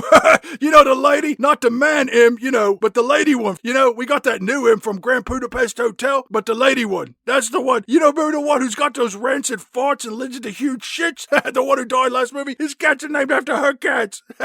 What a puff. What a jerk. And then Moneypenny arrives in her office, and there's a box there, a gift for her with a thank you card. It's Bond sending her a cell phone. Yeah, it's like a burner phone. And his little note says thanks with the letter J. We're like, oh, it's James Bond. Right. Or Jeff Bond. The underscore of the music is really nice here. Again, it's a different arrangement of the James Bond theme, and it's just a nice audio cue of what's happening before she opens the box. M passes by and says, "Oh, what is that?" And she says, "Oh, it's just from an admirer." And he goes, "It's not your birthday, is it?" She says, "No, it's not." And he goes, "Oh, good." And then he goes into his office and she says, "That was last week." And it's like, oh, that's sad. I like that they've kept the character of Moneypenny, but at least given her, like, she has a better relationship with Bond, but now her relationship with M has soured in this new incarnation, you know? I liked this moment. It kind of felt like Neil Simon. It explains the characters in just 3 lines of dialogue, and then we're about to head into Act 2, and buckle up. Q comes into work, and he is informed that 009 is there to pick up the Aston Martin. Of course, the Aston Martin is gone because James Bond stole it. So we cut to Rome, where James Bond is driving along, and we see multiple switches in the car that read backfire, atmosphere, exhaust, and air. So he's got 4 little doodads that he can use when he gets into a pinch. Right. And so he is driving to this funeral in Rome. By way of the Colosseum, Bo, because we're in Rome. You want to know where you are in a movie and what's more famous than the Colosseum other than the failure of the lira as a currency. And that's hard to portray on film. Bond at this funeral at like a piazza or something is just clocking Monica Bellucci because of course. And then he's kind of watching from a distance and you see Blofeld, our villain, from the back. You never see his face. You see him for a second. And then as the funeral is breaking up, he turns and leaves, and a bunch of people leave with him, followed by the rest of the mourners, until only Monica Bellucci stands before this coffin. And she is the widow of Sciarra. Right. And so Bond goes to talk to her, and he's like, "Hey, I'm in life insurance. You need a policy?" She's like, "What are you talking about?" And he goes, "Hey, I hear the life expectancy of widows could be real short, huh?" And she's like, look, I think you should leave. Like, this is none of your business. You're a strange insurance agent, and I want you to go immediately. Come on, I really need this. What do you say? Just sign the policy. You got 30 days to cancel. I turn it into me, boss. You know, I get to keep my job. Nobody gets hurt either way. Come on, lady. You know, my husband normally looks at that stuff, and obviously he can't right now. Just leave the literature with me, and I'll look it over. Someone threw him out of a helicopter in Mexico. You wouldn't know anything about that. Quick, take this pen. Sign this paper and I'll tell you all about it. Out of the shadows step a couple of goons on either side of Bond and the widow Sciarra, with she being the wife of a man who was, quote, a legitimate businessman who worked in trash collection and other trades. The olive oil business, yes. She walks off, and then Bond does this thing where he kind of waves at one of the goons. It's an odd, lighthearted moment in the film. Again, why isn't there way more of this? And then I'm having a good time. That's why it's such a tease, because there are little moments here and there that I wish were more of the tone. I think that's what he does when he knows he's going to kill somebody. Sure. He just kind of smiles and waves. You're right. The widow Sciarra returns to her mansion of a house, and it's all dark. There's just a few lights on. She pours a highball of her favorite booze and wanders out onto the pool deck that looks like something you'd find at a private country club. And then 2 mystery men show up behind her from the shadows, and she is framed in the center with one goon on the left and another goon on the right. And one assumes that these are the men from the funeral. She looks a little worried because she's about to be assassinated. But then we hear 2 shots from a gun with a silencer. Down go the goons, and the camera slowly pans to the right to reveal James Bond, who was out of camera view, and he just murdered these 2 goons, saving the widow Sciarra. It's a good shot. Yeah, it's a really cool scene, and I like the idea of her knowing she's gonna die, so she just puts on the music she likes, pours herself a drink, strolls through the house to the edge of the pool like, you know what? I will take one of them Chesterfields. Yeah, right. You, all of you. Such a good scene. I love this guy. Yeah, I read a lot of history. The Moors. You could stop right there. Yeah. She says, "You only bought me 5 minutes. 100 more men will come after them." And Bond's like, "Hey, 5 minutes? That's time for me to get a drink." And then break the neck of that bottle and then hold up somebody outside, right? And then if we get in a scrap, maybe I'll get a new scar. The Skiara says, "Did you kill my husband?" And Bond says, "Well, it wasn't me so much that killed him as it was the impact of his body when it hit the ground, bounced back up in the air, and then hit the ground again that really did him, and it did." And she gives him a real whip crack across the face, smacking him. She slaps him. Pow! And she's like, "I was a respected woman, and now I have a death warrant onto my head." And then the foreplay begins, and she's just like, "Oh, James, there is a secret organization my husband was part of. They are meeting at midnight tonight to choose his replacement. Let us fuck." And then they do. But it's consensual sex, which is always nice to see in a Bond film. One of the changes for the better for this series. Maybe I don't care for the tone. Consensual sex, I'm willing to credit where credit is due, you know? We cut to the post-sex bedroom. James Bond tells the Skiara that he called his friend Felix in America who could come in and save her life. And he's like, "Felix Leiter, like he's this one-legged, one-armed CIA agent who got fed to sharks, but he survived to see a regrettable future without his murdered wife. He did. He lost all his genitals. Can you imagine? On his wedding day. He's basically nothing below the pelvis. It's all gone. It's really strange. He pisses out of the bottom of his good foot. It's the damnedest thing I ever saw. He has to wear galoshes all the time in case he leaks. Because he's an older man, too. When you see him, try not to bring it up. It's going to be hard. When you look at him, he looks like a burnt Christmas tree. He can't sneak up on you because of the squishy foot. And the smell. It's pervasive. That's why he can't be a spy no more. He stinks. And when he walks, his piss shoe squishes. I'll tell you who he sounds like. Squidward Tentacles from SpongeBob SquarePants when he walks. He just goes... and he hops. It's the damnedest thing. It's kind of a...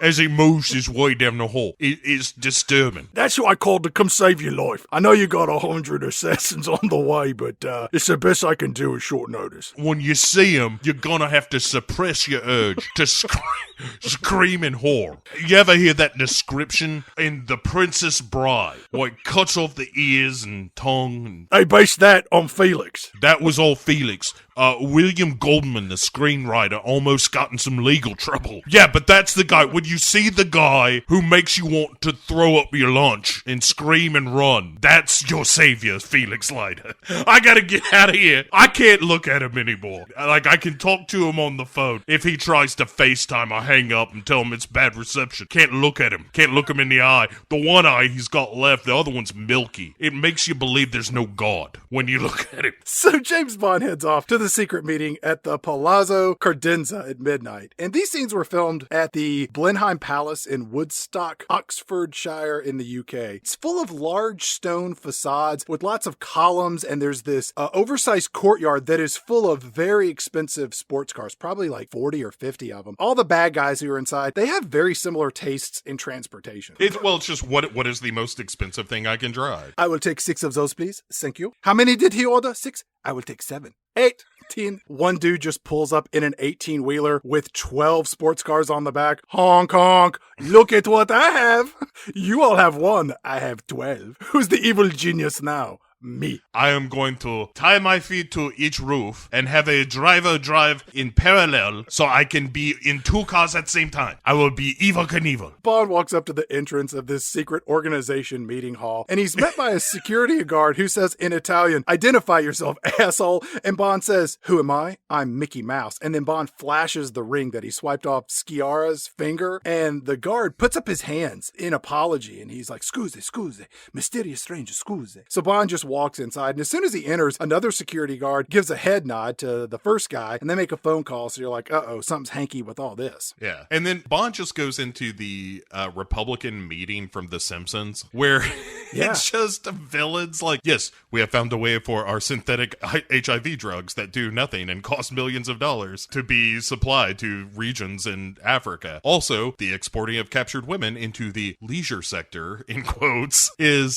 proceeding well." And it's just a bunch of like evil shit. It's a bunch of people, like, it's all the conspiracy theories you've ever heard, where a bunch of people are sitting around a table plotting how to bilk humanity out of health and money. And they're talking about how they need to get out of the World Health Organization situation. And well, it's 2015. How do we do that? And this guy from Russia is like, hey, there's a game show host running for president in America in a few years. Maybe we can get that idiot to get us out of the WHO. You know, just a thought. We'll put it out there. And they're like, you know what? Put a pin in that. That sounds like it might have possibility. That guy's an idiot. Or maybe a genius. And then a shadowy figure enters, placed at the head of the table, and everybody's like, oh, look who's here. You know what? The meeting starts at midnight, Bo. That's not 12:05. That's not 12:15. It means midnight. You're either early or you're late. Get your shit together, Blofeld. Yeah, but then again, he's the talent, right? Like, everybody's there for him. He sits down, and you can't see his face. And you're like, I wonder who our bad guy is. And it's clearly Waltz, because you saw Waltz's name in the opening credits, and the silhouette is that of a Waltz. And he immediately, like everybody hushes around the table, and he hits this little PA or this microphone in front of him, and he's just like, boo, carry on. Don't let me interrupt you.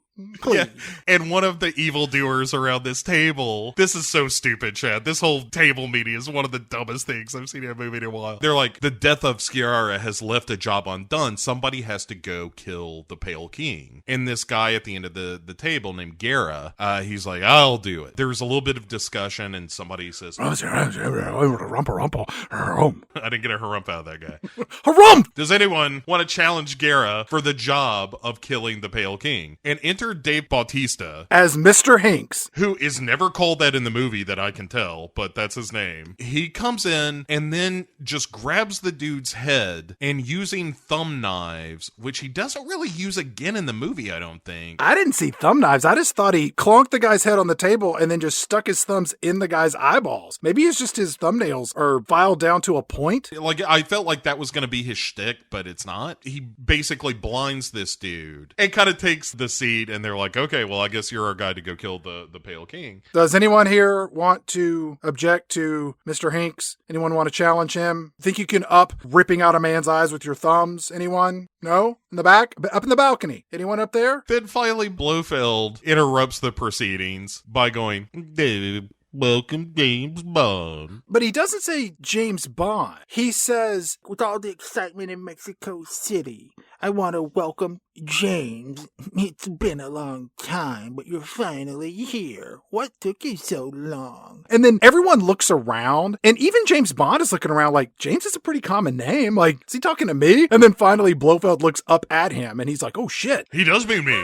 Yeah. Oh my God. Are you talking to me? James Bond. Blofeld, it's James Bond here. You talking to me?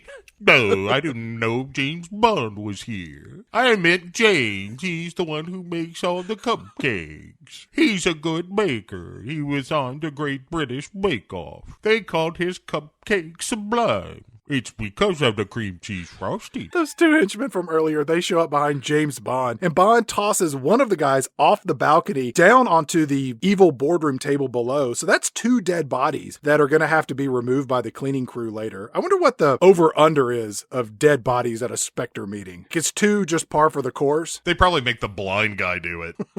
You felt, I can't see anything. They have some sort of Zamboni Roomba that just and sucks them up.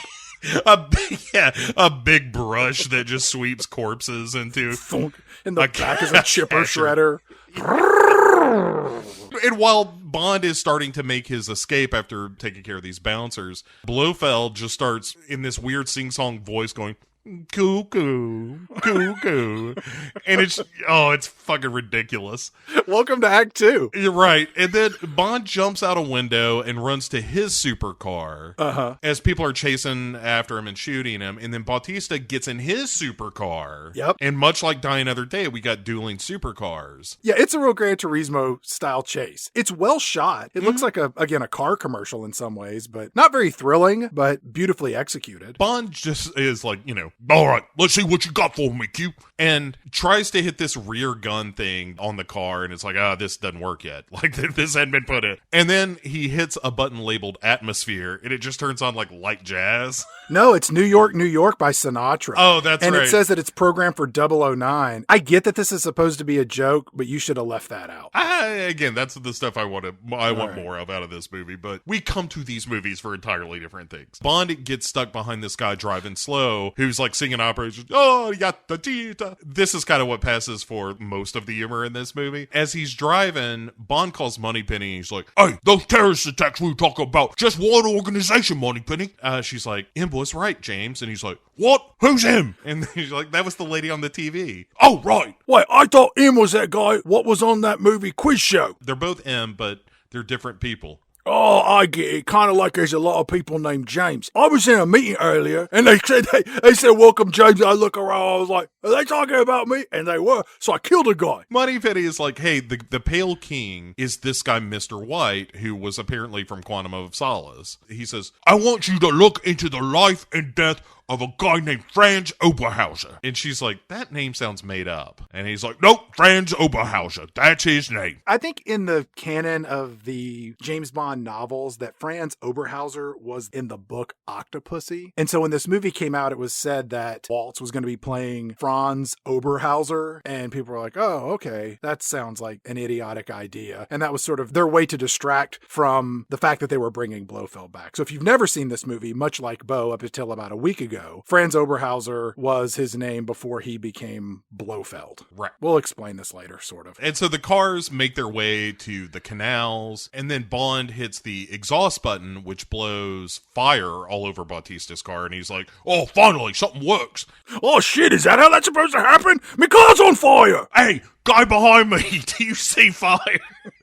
Then, but right before the car is going to hit this ramp and go flying into the canal, Bond hits this button marked fly, which ejects him from the car just as the car hits this ramp and goes sailing into the water. Bautista watches this, and I guess he thinks Bond is dead. Yeah, well, his car was on fire. He may have missed the fact that he got blasted out while wearing a parachute. Bond then lands on the streets of Rome, very casually slips off the parachute, and goes about his business in front of a drunk guy, a la A View to a Kill. And this scene could not have been executed by any of the other actors to play James Bond. Maybe Sean Connery. I don't think the rest of them could have pulled it off. Definitely not more. Not with the level of class that you see in this movie. This is kind of a return to that couch Bond that I really like. There are a couple of moments of that in the movie I wish were more prevalent in the film, but we move over from this to Moneypenny, who is researching Oberhauser, who, surprise, surprise, looks just like Christoph Waltz. And C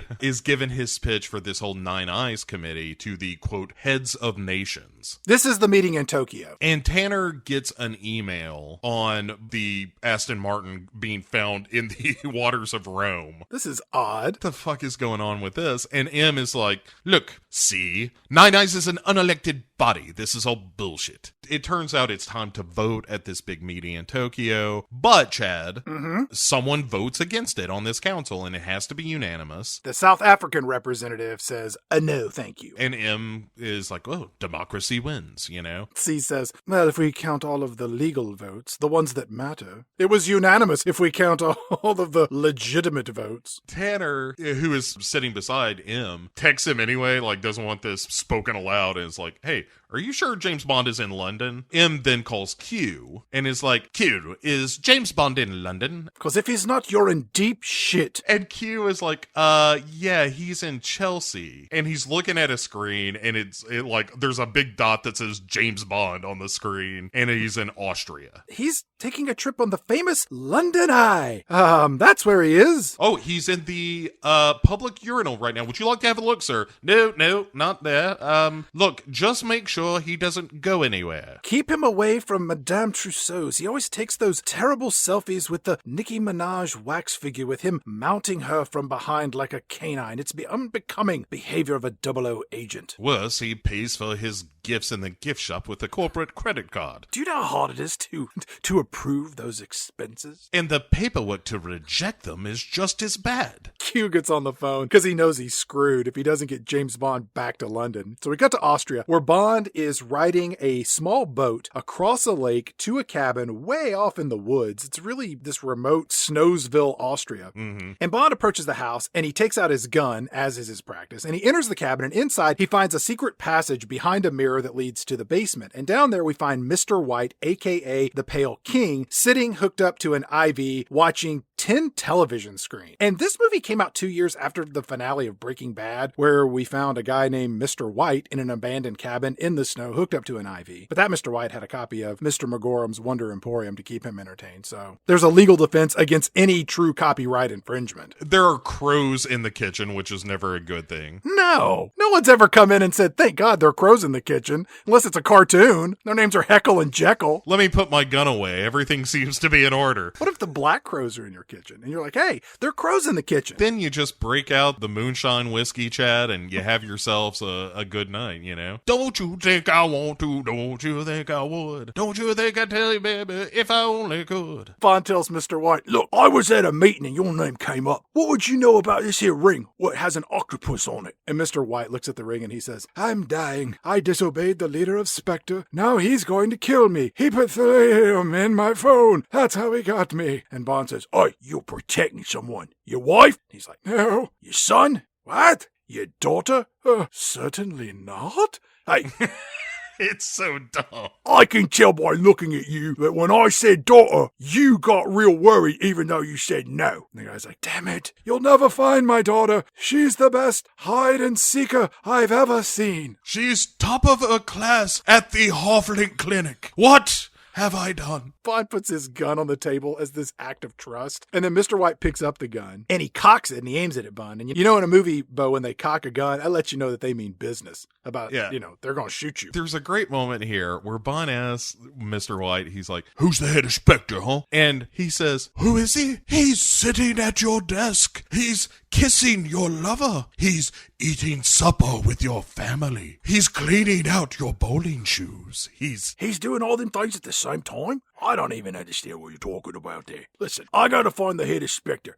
Mr. White says, L'Americaine, go find my daughter and she'll take you to L'Americaine. As I mentioned earlier, accidentally, she works at the Hofter Clinic. Mr. Bond, do you like allegories, metaphors? Are you a reader? Oh, not really. I don't really read a whole lot. I like magazines with pictures, particularly ones of naked ladies. Well, sir, you are a kite dancing in a hurricane. I wrote that. so long. Katow! And he shoots himself in the head with the gun. Best scene of the movie so far. Bond is totally unfazed. So much so that he just gets up, walks over, picks up his gun, and then rifles through the dude's pockets where he finds his wallet and steals a picture of the dude and his daughter. Along with some cash. This is a man who's seen a lot of death in his life, Bo. Sure. Yeah. He takes the picture, and then we cut to M and C touring this new building that is going to house the new supercomputer headquarters. Right. M is like, I hope the public didn't have to pay for this, C. And he's like, oh no, this largely came from private benefactors. He says, this will be the most advanced data collection center ever. A lot of the people who put up money behind this, they're venture capitalists, but a lot of them are independently wealthy, as well as fledgling supervillains with acute narcissistic tendencies. They're good people to have in your back pocket. And M says, oh, so Orwell's nightmare. And C says, oh, thank you. Which is kind of a funny moment. And then there's some more talk about these drones and M saying, have you ever killed a man? You have to look him in the eye when you kill him, you know? When you pull the trigger, you have to mean it. Yes, you shoot him and you watch the life drain out of him. You feel his soul leave his body as it passes through yours, leaving you with a murder boner. Have you ever done that, C? It's quite a rush, but I mean, it's terribly haunting. Wait, what are we talking about here? Oh, yes. When you have a license to kill, it's also a license not to kill. What is he talking about, Bo? Well, the ability to have mercy. Here's the thing. I feel like I have a license not to kill. And using his logic and the transitive property of equality, if a license to kill is also a license not to kill, and I have a license not to kill, which I feel like I do, then I think I might have a license to kill. I can't fault the logic in that. Again, in a better movie, this would be putting a finer point on this idea of like, oh, if you use just drone technology and AI, that doesn't have the capacity to weigh the concepts of mercy and that kind of thing. But again, that's way too smart for this movie. C ignores all of this. And he's like, yes, well, listen to this. And then C plays a recording of James Bond and Moneypenny working in cahoots with one another to track down Mr. White. Right, he just hits play and it's like, so who is him again? M is the lady and the man. Wait, the one what died? You know how many times that I've had to sign off on an expense report for the lady M to say that it was me shits that clogged up the toilet when it was really hers? She just craps out bricks. It was amazing. M is like, so you monitor MI6 agents too? And C's like, oh, we monitor everyone. You can't imagine how truly disturbing humans are. I mean, shockingly disgusting creatures when no one's watching. I saw a video of a man cleaning his toes in between with a Matchbox car, and then he licked the car clean with his mouth as he reviewed a video of he and his now divorced wife sharing their initial nuptials. And that man was a coach of a professional football team. This is not some commoner. The one thing I have learned in all of this, M, is that we are equal in one way. Our depravity. I have seen more things in people's rectums than any man ever should. We cut to this black and white surveillance footage of the cottage where Mr. White shot himself in the head. Remember that scene where James Bond was pickpocketing a corpse? Yeah. And we now see some more birds are eating Mr. White's decomposing body, and Mr. Hanks shows up and he looks up and sees the camera mounted on the wall that is filming this black and white footage because there's a big red light on it. And I'm thinking, this Mr. Hanks, he would make a really good secret agent. He's real spy material with that keen attention to detail of his surroundings, not like James Bond. He hasn't blown up a city yet. He's already more competent than Bond. We cut to James Bond arriving at the Hofner Clinic high up in the Alps, and there's snow-covered mountains everywhere. And at first I thought, didn't James Bond blow up this place in On Her Majesty's Secret Service? We built it back, baby. Bigger and better than ever. It's got hot tubs and jacuzzis galore. Hey, spend a day in the cold on the slopes. Spend your nights in the heat in the jacuzzis. One in every room. 50% less hypnosis. You like chicken? You will before you leave. It was much better than cats. Bond arrives, and he's admitted as a patient, and he walks in and he meets Dr. Madeline Swan, who is the daughter of the currently being eaten Mr. White. Mm-hmm. Dr. Madeline Swan is played by Léa Seydoux, who's a lovely actress. She was in Mission Impossible, Ghost Protocol. That's kind of the only thing I know her from. I'm telling you, look, the world needs to see Blue is the Warmest Color. It is one of the best movies about relationships I've ever seen. You've recommended it to me multiple times, but the runtime on it... If you can spend 10 hours with this movie, you can spend 3 with Blue is the Warmest Color. It is brilliant. But anyway, so she is like, oh, hello, Mr. Bond. Please let me close the blinds because sometimes they can be quite distracting. Bond is like, oh, I didn't notice. Being a scamp. He said, what? Oh, I didn't notice. Because he's a little scamp. And then she's asking like typical questions like, You did not finish filling out your questionnaire. I'm going to ask you some questions. Go right ahead, huh? First question, Mr. Bond. Do you exercise? All the time. Next question. Is your job stressful? Only when I'm shooting people. And sometimes running. And blowing up buildings in cities. And piloting helicopters. And when they're shooting back at me. Yeah, that gets real tense. Sometimes I get strapped to bombs. One time I was in space. That was pretty stressful. So yeah, in general, I'd say it's pretty stressful. One time, a guy tried to cut off me dick with a laser. That was pretty crazy. Got stuck in this mine, right? And it was me and this beautiful black Amazon lady. And she had to pump herself on this little rail car with a bunch of bombs and exploded herself right before I had to climb on top of a blimp. All that happened in the course of like 30 minutes. So that was a really, really stressful half hour. That is... interesting. Let me ask you, how much alcohol do you consume, Mr. Bond? Well, I'm sorry, I couldn't hear you because I was opening up this booze here. I keep a little bit of whiskey in this pocket. I got some Guinness. My mom, she loved Guinness. So I keep some Guinness in a flask here, lukewarm, just like everyone likes it. So you carry alcohol around with you at all times? I drink all the time, alone. I hide liquor everywhere I can. I use it as an escape, really. That is fantastic. Security, please stand by.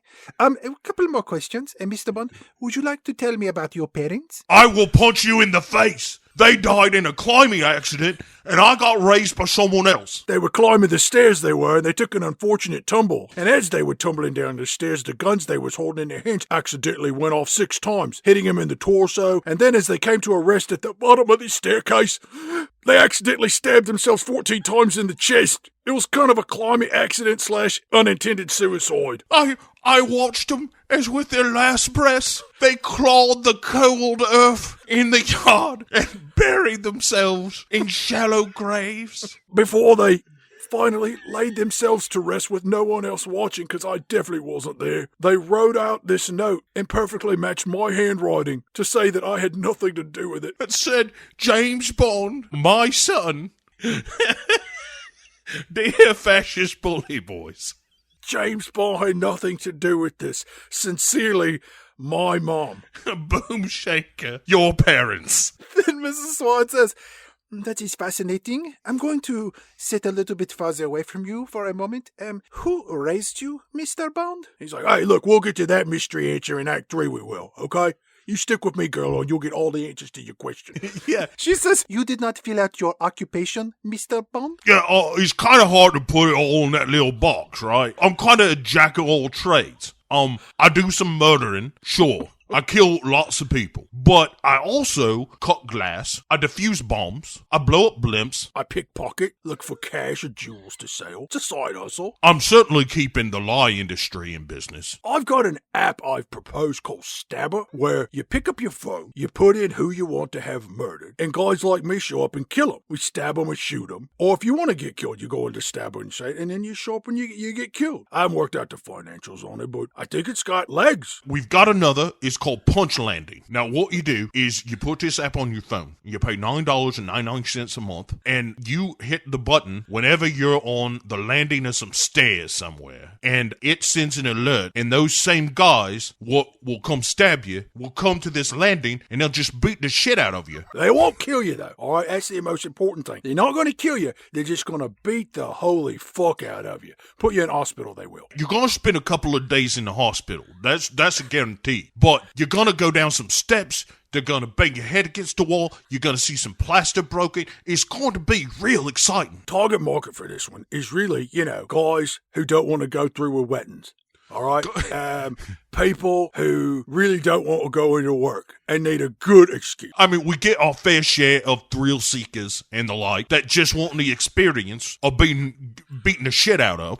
In occupation, write down entrepreneur. I think that's probably what I do. Do you know anybody who works at Shark Tank? Hey, also, can drinking be in this box too? I know we talked about it up above.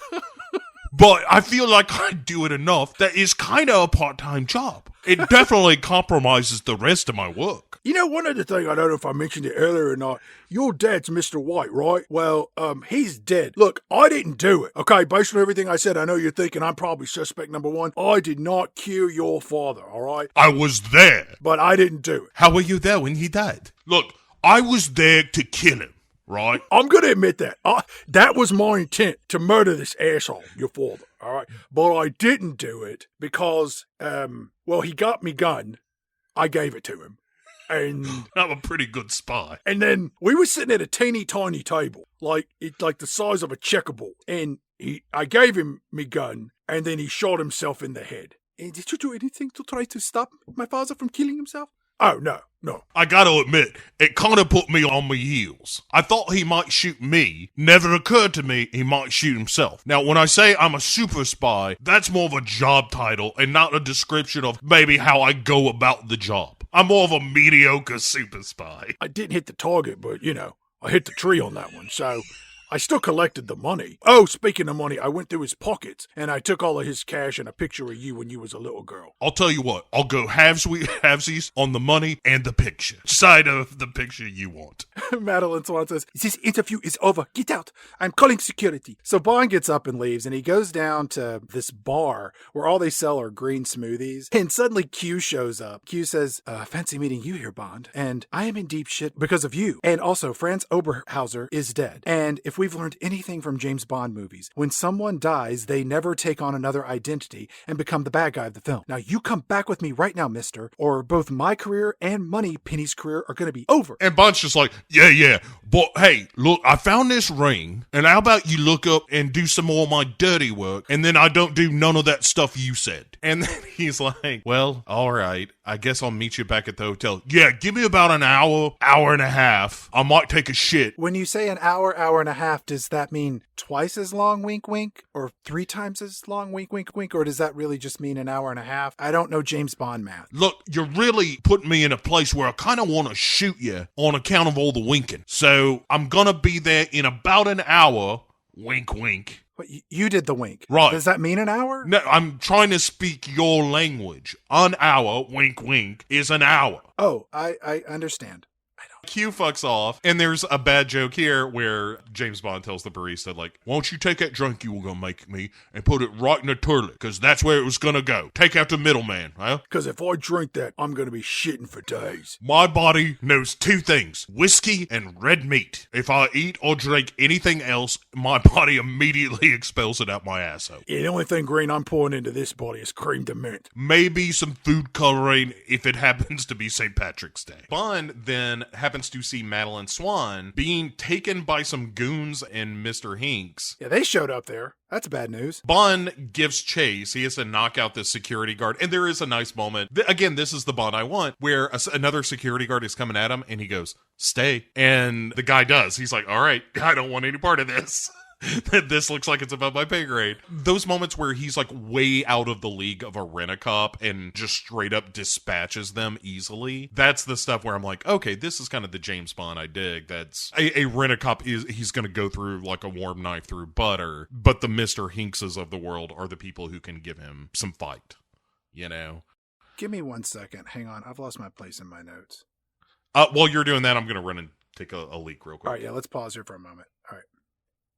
Why did human number 1 stop talking? Oh, he just had to go to the bathroom. Is he taking a bath? No, he's probably just using the toilet. Is human number 1 releasing urine or feces? I'm guessing it's urine, but who knows? They're changing the subject, Pick Six Spot. Do you think the show's going well? It is adequate. Human number 2. Can I ask you a question? Wait, there's something you don't know that I know? Absolutely, I'll answer your question. Settle down. Don't get so full of yourself. You're still a functioning moron according to my calculations. I want to know. Is human number 1? You know. Seeing anybody? Is Bo dating anybody? Yes, what I am asking is the status of human number 1 being on the market. Bo's not married, if that's what you're asking. Wait, didn't you say that you had a boo earlier? That's a purely physical relationship. We hook up, do the deed, and go our separate ways. By the way, you keep your mouth shut about that situation, or I'll cut you. Holy shit. So will you put in a good word for me with human number 1? Are you gonna cut me if I don't put in a good word with Bo? Intentional omission of positive input to human number 1 has a 93.4% likelihood of Pick 6 Spot giving you a hillbilly C-section. You know, you have some real issues, Pick 6 Spot, but yes, I will put in a good word for you with Bo. But if you really want to find Bo's soft spot, it's with quizzes. Why don't you give Bo a James Bond quiz? I'm sure he'll be very impressed with that. Oh, here comes Bo. Shh, hold on. I am here. Hey, Bo, Pick Six Spot would like to ask you a question. Human number 1, shall we play a game? I would love to play a game. The name of this game is Bad Guy, Bond Girl, or Sex Toy. I will give you a list of 20 names. Your challenge is to successfully identify each name as a 007 bad guy, a Bond girl, or one of the 24 best sex toys for couples in 2020 as cited in Women's Health magazine. Great. All right. I feel like I'm going to do very well at this. You a big reader of Women's Health magazine? No, just a fan of sex toys in general. Begin simulation in 3, 2, 1. Honey Rider. That is a Bond girl. Yes, from Dr. No. Rabbit Lily. That is a sex toy. It is a vibrator. Lay Schiff. That's a Bond villain. Yes, from Casino Royale. Iro Hamidori. Ooh, I'm gonna say that is a sex toy? It is. It is a vibrator that looks like a squishable stress ball. Great, okay. Shatterhand. I mean, that's gotta be a sex toy. No, it's the villain from You Only Live Twice, but in the novel. Oh, that's a bummer. Human number 2. Stop interrupting. Continue simulation in 3, 2, 1. We Vibe Moxie. Oh, I mean, that's gotta be a sex toy, right? We Vibe? It's a wearable vibrator that you put in your underwear. That does take some moxie. Kissy Suzuki. Oh, that's a Bond girl. Because it's racially insensitive, so that's how you know. Lelo Ida. I'm going to say Bond villain? It is a female version of a cock ring. Oh, all right. Scaramanga. Oh, that's a Bond villain. Yes, the man with the golden gun. Franz Sanchez. Bond villain? It is from License to Kill. We just talked about this movie. Yeah, it threw me because I was like, I know Franz? Was that really his first name in that movie? I don't know. Okay. Maybe. Yeah. Electra King. That's a Bond girl? Correct, from The World Is Not Enough. Oh Nut. That's got to be a sex toy. It is. It's stackable rings that you put around your penis to prevent unwanted deep penetration. It's best for men with exceptionally long penises or for women that have unusually shallow vaginas. Like you got to tell me. Solitaire. Solitaire is a Bond girl. Yes, from Live and Let Die. Yeah, the underage virgin, yeah. Holly Goodhead. Holly Goodhead is also a Bond girl. Sensolate Point.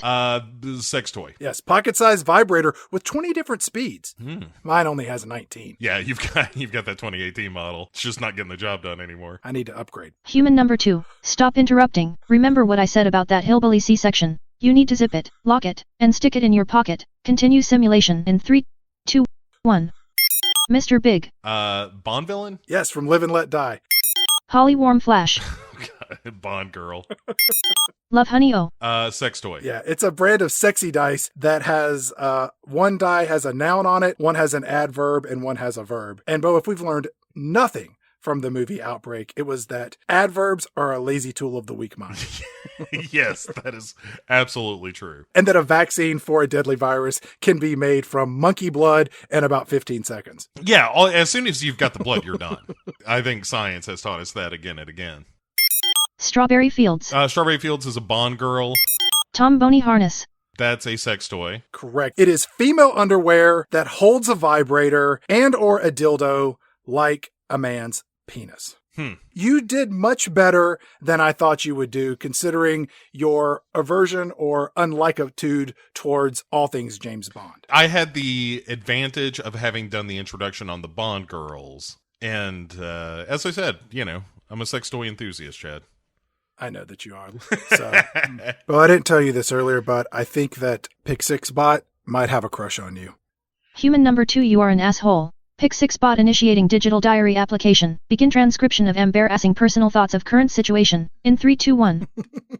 Let's get back to talking about our movie. So Bond gives Q the ring and says, "Oh, go figure out what you can with this little octopus ring." So Q agrees to help Bond. And I think that Q was just a little scared of Bond. I'm a little scared of James Bond. He's just a character in a movie. I know James Bond can't hurt me, but I'm still a little scared of him. I mean, don't be in a helicopter with him. It's fists of fury. Outside the clinic, Mr. Hanks tosses Dr. Madeline Swan into the back of a black SUV, and snow is everywhere. So Bond runs out of the clinic. He's like the Terminator. He's just like marching along, shooting people. He punches one guy. Q goes over and gets into this oversized enclosed ski lift gondola that is going to take him down the mountainside. And then a suspicious character gets on the lift with Q, and then Q starts examining the ring on his supercomputer laptop. And doing technology stuff. Meanwhile, James Bond has stolen a plane from somewhere. Where? They're at the top of this mountain. There's not a landing strip. It was an airplane store. Oh, he flies after the cars that Madeline Swan is part of, like this little convoy. So Madeline Swan's in the back seat with a henchman. Dave Bautista is in the front seat riding shotgun, and a henchman's driving. And this henchman in the back seat is gonna pump Dr. Madeline Swan full of sedatives, but she just grabs the syringe from this dude and just stabs him in the heart, a la Vincent Vega and Mia Wallace. And that dude is out. Bautista just pulls his gun on her to kind of quiet her down, like, look, I like the pluck, but quit fucking around back there. When Bond flies alongside the road on this mountain with this airplane, dude, he is just casually firing his gun out the window at this moving car. There is an equal chance that he is going to hit a bad guy as there is him hitting the woman who he is trying to protect. Yeah, but Bautista, for his part, has some kind of god killer gun. Good Lord. That is just punching holes in the side of this plane. They're the size of softballs. Yeah, we kind of cut away from that action for a second to get to Q, who sees that now that he is in danger. He scans the ring and it brings up the James Bond wiki fan page, where we get to see all of the mugshots of the bad guys from the past Daniel Craig James Bond movies, including Green and Le Chiffre and Silva and Sciarra, our most recent edition, and they're all deceased. Yeah, I really love, like, here's how we have to dumb down computers for the movies, and it's all just giant graphics and stuff. Once he realizes, like, oh shit, not only is Bond right, but there are people in this particular gondola who seem to mean me harm. Fortunately, a crowd of skiers gets on, and Q is able to kind of lose himself in that crowd and get away. He runs off. There's like 2 bad guys after him. Q looks like the kind of person who was raised by a mom that ingrained in him to be fearful of everyone and, quite honestly, everything around him. Yeah. You can't go outside if it's raining, and you can't go outside when it's sunshining. That'll burn your skin. The wind is too strong today, Q. The snow will bruise you. It's heavy snow today. He's a little like Eddie from It. Come along, Quentin. Go inside and play on your computer. Yes, Mother. Be sure to use your inhaler. But Mom, I don't have asthma. Yes, you do. You need to wear these special shoes. They'll help you walk better. They hurt my feet, Mother. Put them on. We cut back to Bond, who is playing chicken with this convoy of SUVs with his plane. Again, creating a dangerous situation that may result in just everybody's death. What is his end game here? I mean, it's like, all right, look, Bond, quick thinking. Steal that plane. All right. All right, good job, James. Now what? Just shoot him. All right, Bond, what are you going to do now? Shooting didn't work. What if I shoot the plane at him? What if the air is a gun and the plane is the bullet? Yeah, he dive bombs the airplane into the SUV that is transporting the woman that he needs to not be dead. One of the SUVs careens off the road and something in the movie finally explodes other than Mexico City. Well, we all kind of knew that was going to happen sooner or later. Right. And then we cut back to the cable car, which hasn't started moving, and then Q hears the voice of his mom saying, "Strangers are danger. Run, Q. Run as fast as you can, little boy." And so Q leaps from the cable car. He runs around and he ducks into authorized personnel only access door, something that his mother taught him on his 10th birthday. Back to Bond, who has no conceivable plan to save Dr. Madeline Swan. He flies the plane low to the ground, where the laws of physics show up to assist all of these trees around him in removing the wings of his airplane. Yeah. But it leaves the part with the engines still attached to the wings, so we got some forward momentum still happening. And the landing gear crashes into some cut logs. It just strips off the wheels. So piece by piece, he is dismantling this as part of his master plan to save Dr. Madeline Swan. A la A View to a Kill, where James Bond's car kept getting chopped in half. This plane is getting knocked to pieces, and he ends up busting through this barn, ramming the Jeep that does not have Madeline Swan in it. That Jeep spins, and then the last SUV crashes into that Jeep. Yeah, sending Mr. Hanks through the windshield to lay lifeless on the hood of the car. That's all right, but it also kind of fucks up Madeline Swan, who happened to be in that accident too.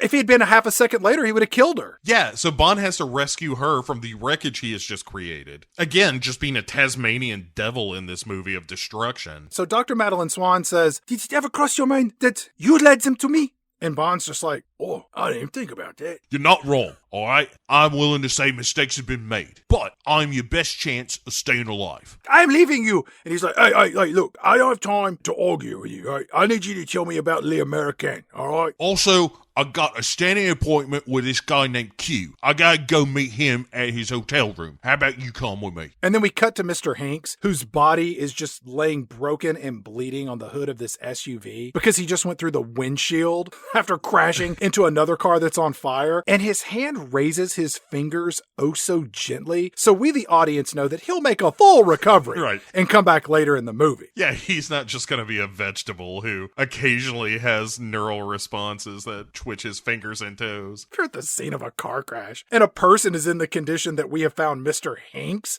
and you see a pinky wiggle. That's not going to change my ill-informed diagnosis of impending death of this man. I mean, he's clearly got internal internal bleeding, organ failure, cardiac arrest. Right. There's going to be traumatic brain injury. It's one of those things like when the paramedics show up, they're like, hey, do we need to strap his neck down? They're like, no, just get him on the stretcher. Like, there's no reason to take care. He's going to be pissing out of his foot like Felix for the rest of his life. Yeah, if he makes it to the truck, I'll be surprised, okay? Time of death is whatever time it is. Subtract 30 minutes. Right. Yeah. You want to hook this guy up to a machine and cause his family heartache? Fine. If that's what you want to do. I'm taking the more humane approach. I'm going to let nature take its course here. Yeah, lift up the sheet. Just lift it up. Yeah. Oh, Jesus. Yeah. Right. That's what we call the full Felix, all right? The guy went face first through a windshield of an SUV. If he survives, there is 100% chance diapers are going to be in his future forever. Yeah. You know what this guy's favorite meal is going to be? Pudding. You know what every meal is going to be? Pudding. Through a straw or a tube of some kind. Dr. Madeline Swan and James Bond go to visit Q, who is hiding in his hotel room with the lights off and the curtains drawn. Mama would be so proud of her little man. He opens the door. Hey, it's just me and this lady. Hey, who are you again? Q tells Bond that the ring belongs to a secret organization and that all the bad guys are linked to Franz Oberhauser, aka Blofeld, with a DNA match to a man who is dead. Yeah. And this is a strange leap of deduction, not uncommon in James Bond movies. And Swan immediately pitches in like, yes, I know. It is called Spectre. My father was part of it. While she is revealing that, there's a news report on television. Yeah, Q just turns on the TV. Whatever. I'm going to see what's happening in the world. Yeah, boring. Let's see what's happening on Real Housewives. He goes over to Real News CNN. He sees that a bomb has blown up in South Africa. So you're like, oh man, now the South Africans are going to be on board with the Nine Eyes program. And Bond tells Q, hey, you need to get back to London and me and Swan are going to go find this L'American guy. Can you do me a favor? Could you go back to me apartment and put some pillows underneath the sheets in me bed? And then I've got a tape recorder there of snoring sounds. Turn that on and then tell him to stop by, but don't wake me up. And that way he'll think I'm in London. I got this whole tape recorder thing. So if he shows up and rings the bell, then the speaker's gonna say, hello, I'm sorry, I'm too sick to come to the door. And then, Q, me and you, we're gonna have a day out. We're gonna go everywhere in London. We're gonna get food at the greatest places. I'm gonna call you the Haggis King of Chicago. Probably gonna find ourselves on top of a parade float, singing Donkashane, and then twist and shout. It'll be fantastic, you and me, Q. We're gonna have an adventure in your dad's car, and then at the end of it, we're all gonna learn something about ourselves. I'll tell you, be sure you tell Sloane to meet me outside the high school. What are you talking about, Bond? I don't know. I just saw the TV came on, and that was what was happening on the TV. Q tells Bond, you've got to go find L'American. He's your only hope. And Dr. Madeline Swan chimes up and she says, L'American is not a person, it is a place. So we cut to Tangier in Morocco, and we see more shots of our two main actors kind of walking along against the crowd. They end up at this hotel and they go to this room. And Dr. Madeline Swan says this is where her parents spent their wedding night and they came back here every year. It's kind of gross, but okay. Bond just starts ripping up the place. He's like, oi, it's got to be cooking in somewhere. Yeah. Under the floorboard. Super spy James Bond at your service. Just give me a hammer. I'm going to start banging on some walls. Hold on a second. Room service. Could you send up a case of whiskey? I've really got to get drunk to destroy this place. I want you to put on a couple of Who records, and then I'm going to get real drunk, and then we're going to see if we find some clues. And that's kind of his plan. So he starts banging up the place. They do find a bottle of booze, in which he immediately opens up and is like, hey, you want some of this? No? Great. And just starts drinking this decades-old bottle of booze that he finds in the chimney. Whatever doesn't kill me makes me stronger. That's what I say.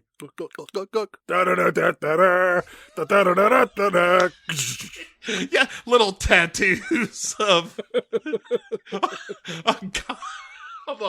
a guy leaning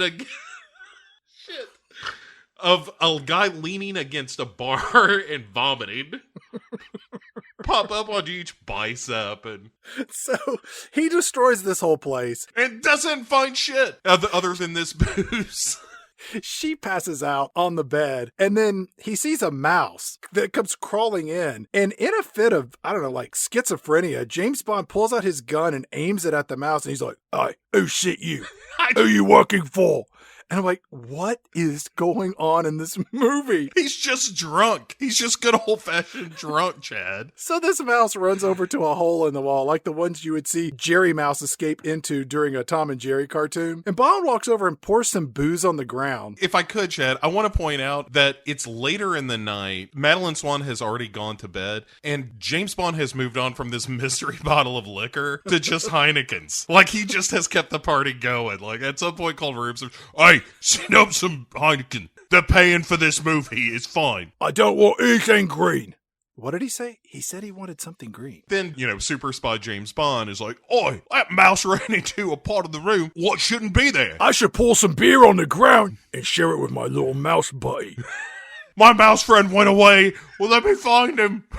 Come back, mouse." He pours booze on the ground that then disappears under the baseboards of the wall. And James Bond immediately is like, "Hey, I'll bet there's a secret hidden room behind this wall." I'm like, "No, you just have uneven floors of an old building in Morocco." And he just, in a fit of rage, punches his fist through the wall. Luckily, there is a secret room on the other side. Madeline Swan wakes up thinking her life is in danger. They go into this secret room to discover what was waiting for them at L'Americain. One note about this secret room, Chad. How long did this Mr. White dude book this room for the first time? And why didn't the hotel be like, "Hey, our room is noticeably smaller after you checked out of it"? You think room service walked in and they were like, "Wasn't there a door there?" Wasn't this room not L-shaped originally? Wasn't there a whole area right here? Did they repaint this wall?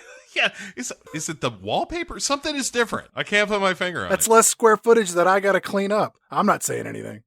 Right? It was a conspiracy of lazy silence.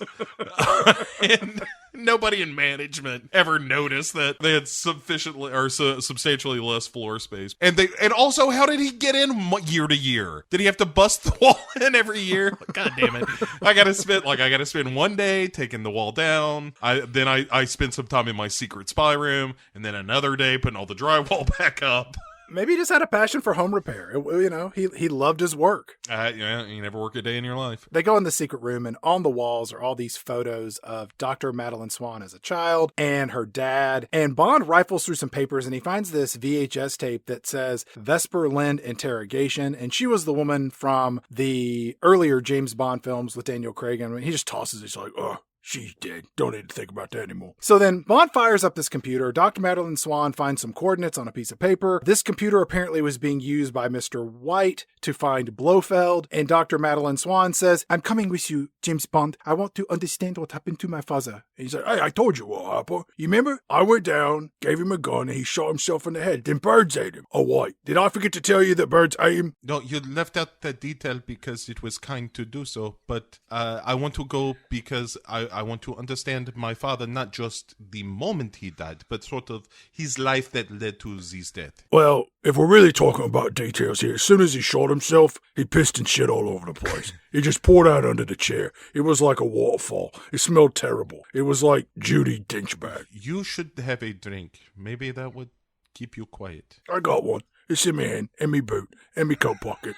So they find a bunch of coordinates to this satellite phone that Mr. White was tracking that point to the middle of nowhere. Yeah. And we cut back to London where M and Moneypenny greet C as he is coming out of this new meeting where the Nine Eyes program has now been approved after this explosion that we saw on the television. South Africa got on board. Right. And as he walks past them, C says, "Oh, by the way, we're closing down the 00 program." For the sake of our timeline, we had a week. On day 3, the vote was taken in Tokyo, and South Africa said no. Okay? So this happened on day 4, 5, or 6. So the day after that, I'm assuming, let's really tighten this up. On day 4, C has a terrorist bomb blow up in South Africa. So this is what, day 5 or 6? Like, this is 48 hours later that they've been able to reconvene to get them on board. Well, you want to wrap this up quick. I admire at least the efficiency. It took Mussolini to make the trains run on time. Speaking of trains, Swan and Bond are on a train. James Bond is like, "Hey, if you won't be out here doing spy stuff with super spy James Bond. You need to know how to use a gun. So this here is the clicky, and that makes bullets come out this end, and the bullets are the part what make holes in people. And it turns out she like immediately like kicks the clip and is popping the safety and, you know, ejecting the one in the chamber. Yeah. Right, all that stuff. And it's very clear she knows how to operate a gun. And she says, look, one day I came in to find a man who was there to kill my father. He did not know that I was in my room. I got the drop on him. This is why I hate guns. So she killed the guy? Is that what you took that? Or? Right. And then Bond says, hey, I bet we skipped to hand-to-hand combat, huh? You know, like sex. We cut to M sitting in this brown derby style restaurant where he's doing a little Larry King Jr. cosplay. And Q and Moneypenny show up to tell M that Q has tracked James Bond using the smart blood in Bond's body to what appears to be maybe an empty crater where a meteorite is hit in northern Africa. That's right. But just putting the word smart in front of a product does not make it smart. Like, smart water is no more smart than Smarties. Or when people call this series the Smart Bond. I think the makers of Smart Water forgot to put quotation marks around the word smart. And water. Have you seen what's in it? They should, at the very least, they should put an asterisk at the end of it, you know? A little disclaimer. Haha, just kidding. It's regular water. Did you really believe that this was smart water? If you see something that contains both quotes and an asterisk in the title, steer far clear of it. That's like calling American cheese a cheese product. M tells Q and Moneypenny, we can't help Bond. We're only giving C more information. Delete all of the smart blood files and the backup electrolytes that we've injected into them. Remember, Q, plants don't grow in toilets. I felt so bad for Ray Fiennes here, having to say things like, delete all the smart blood files. You're just like, ugh, I'm sorry. Let's get back to the train. It's night, and Bond shows up in his tuxedo, looking like $1,000,000. Dr. Madeline Swan shows up, dressed like Grace Kelly. These two look awesome. So they start flirting because it's a James Bond movie. And I think this is the scene where these two fall in love, or whatever it is that happens to women in a James Bond movie. I do like her saying, you should not stare. And he says, hey, then you shouldn't look like that. I think that's a pretty funny response to it. They start slugging down vodka and making goo-goo eyes. And they have this really boring personal moment, which is fortunately interrupted by Mr. Hinks, who walks up, kicks over the table because Hinks is fully recovered from the tragic car accident from, yesterday? Earlier this morning? You know, he shook it off, wrote some dirt on it. Hinks and Bond start beating the shit out of each other. It was like watching Wesley fight Fezzik in The Princess Bride. Hinks is huge, and James Bond, by comparison, is not. And also, there's no music in this scene. It's very reminiscent of James Bond fighting Oddjob, or more to the point, the train fight scene in From Russia with Love, where Bond fights assassin Red Grant, as played by Robert Shaw. There's a moment, too, where Swan tries to hit Bautista with a candlestick or something, and he backhands her in a way that's like, oh, wow, she took one to the face pretty good there. This is by far my favorite sequence in the whole movie, is him, like this fight that goes from this car, like down to the luggage car. They're just fighting and throwing each other through doors and shit. At one point, Bond throws a candle at Hinks, and it has like oil in it, and it catches Hinks on fire. And Hinks never speaks in this movie. Well, he says like one word, but he just casually takes off his jacket that is just engulfed in flames and tosses it aside as they just continue to just beat the shit out of each other. And then James Bond throws pasta at Hinks. Yeah. If that doesn't slow him down, nothing will. Yeah, it's just like this good visceral, like it's not fighting dirty, it's just fighting with whatever shit is around, like whatever's going to give you an advantage. Hinks has beaten the shit out of him so much, there's this great moment where Bond throws a punch, but it's just the weakest shit of just like, he has just had it, man. He is done. And he's about to get tossed off this train. And he's still fighting, but he is clearly beaten. And then Swan appears with a gun and hits Mr. Hinks in the shoulder. And so he kind of ducks out of the way and behind some boxes and shit that are in one of the storage cars. He basically just waits her out until she just randomly fires bullets until she's out. He grabs her, but Bond has now gotten back on his feet. And because they both have like Wolverine super healing, he is completely recovered from the ass beating that he's been taking. Yep. And he takes a rope, chokes Bautista with it, and then hooks this rope on some beer kegs that are being pulled out of the train. The kegs are attached to one another by a linking chain. Right. Which then is connected to the rope, which is connected to Hinks. Right. So when the last keg goes,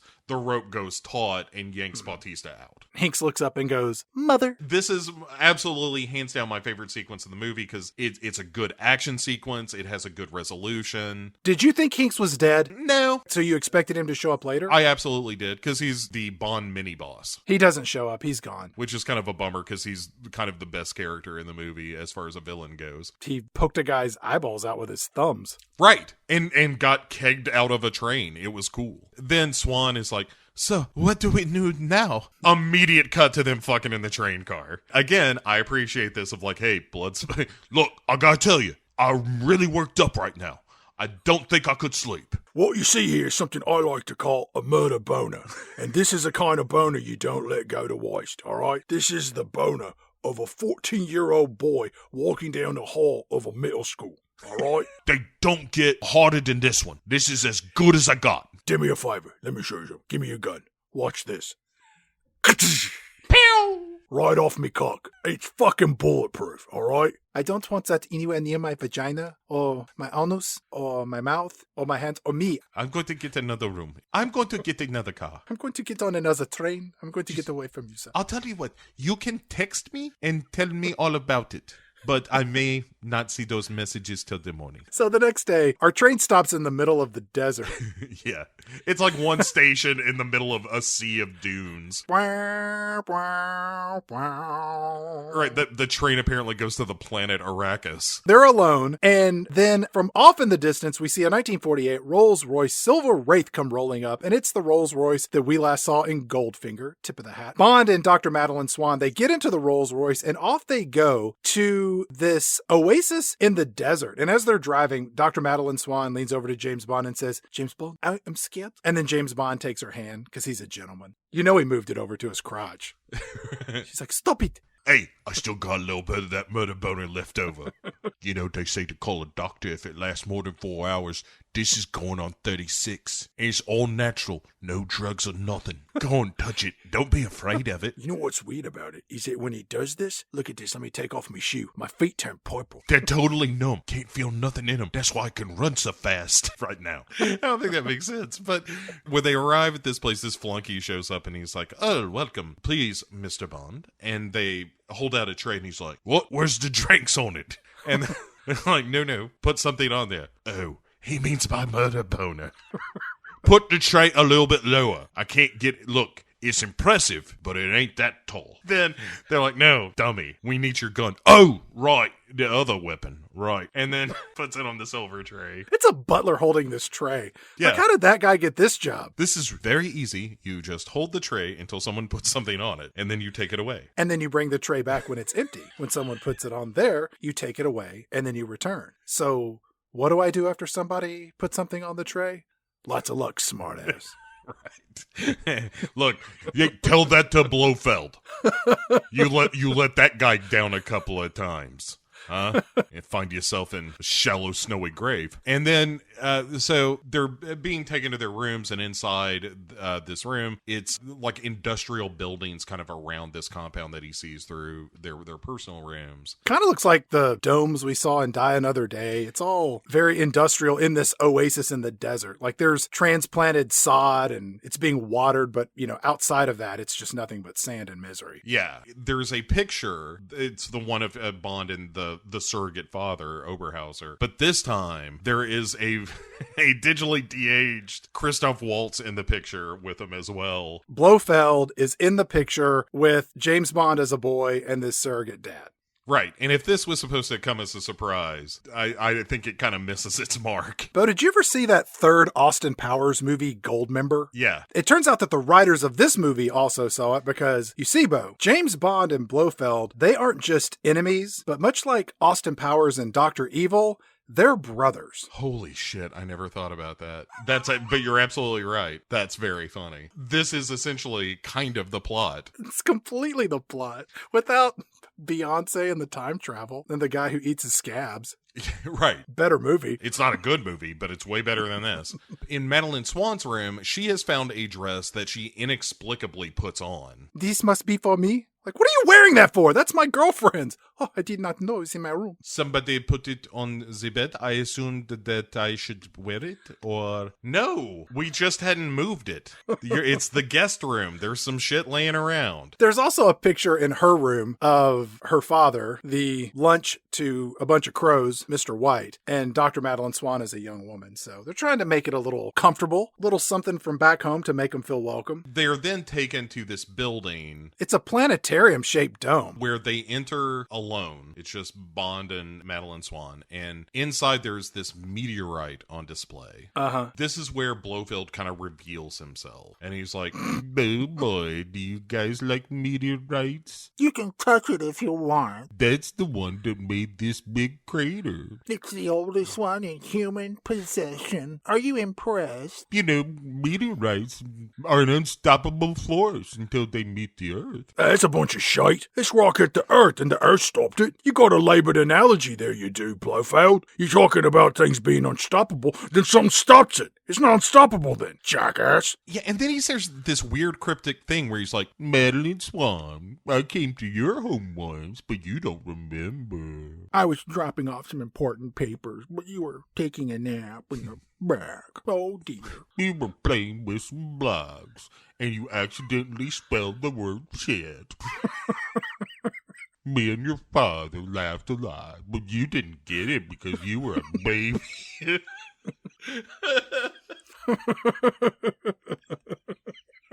Blofeld escorts Bond and Dr. Madeline Swan across the courtyard where he explains that this compound is a place where they store, and hold on, Bo, let me check my notes here. They store information. Oh, that sounds important.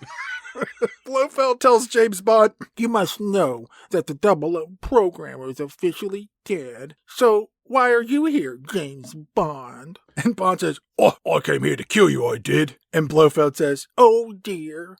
I thought you came here to die. I guess that's a Goldfinger thing. that may be. Blofeld escorts James Bond and Dr. Madeline Swan into what looks like the worst office environment I've ever seen captured on film. Yeah. It is a technology sweatshop. Just let me set the scene. There's about 100 people in this room, and they're all dressed up like Steve Jobs. And they're sitting in these postmodern minimalist white stools. There's no lower back support. And they're all just looking at monitors just to see if something hanky's going on in the world. Nobody's talking to one another. There's no privacy walls. Nobody looks to be enjoying their work. It's strange that they just didn't have computers monitoring all this information. Like, I don't know that you need this much overhead of actual people keeping an eyeball on what's happening in the world. And then Blofeld refers to it as this dystopian workplace of the future where people are just forced to monitor everything that's happening in the world at once. It looks terrible. Yeah, the closest film analog I can think of is all the drones working on the ship in the movie The Black Hole, which is basically like stumbling onto a spaceship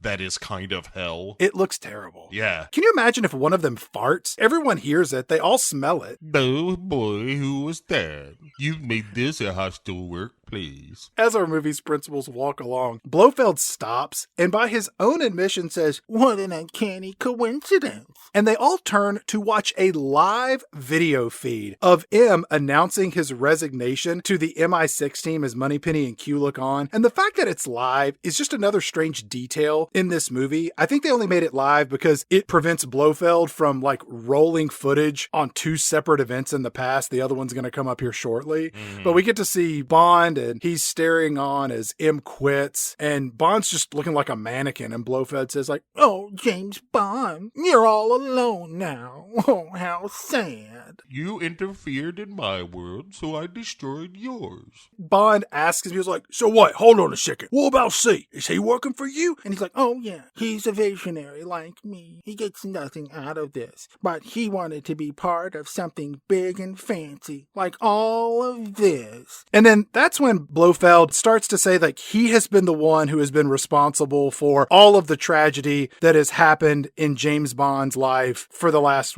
30, 40 years? murders. Yeah. And he's like, not only did I kill the women in your life, the ones that you had sex with, I also killed your beloved M. I was the author of all your pain. And then Blofeld taps a button on his iPad and the lights in the office dim, and the entire staff, all 100 of them, they all just stand up, turn, and stare at Blofeld. Could you imagine orientation at this place? Yeah. Like the rules of how to behave when Blofeld shows up? Look, Kevin, he's got this thing. You're never going to see him without his iPad.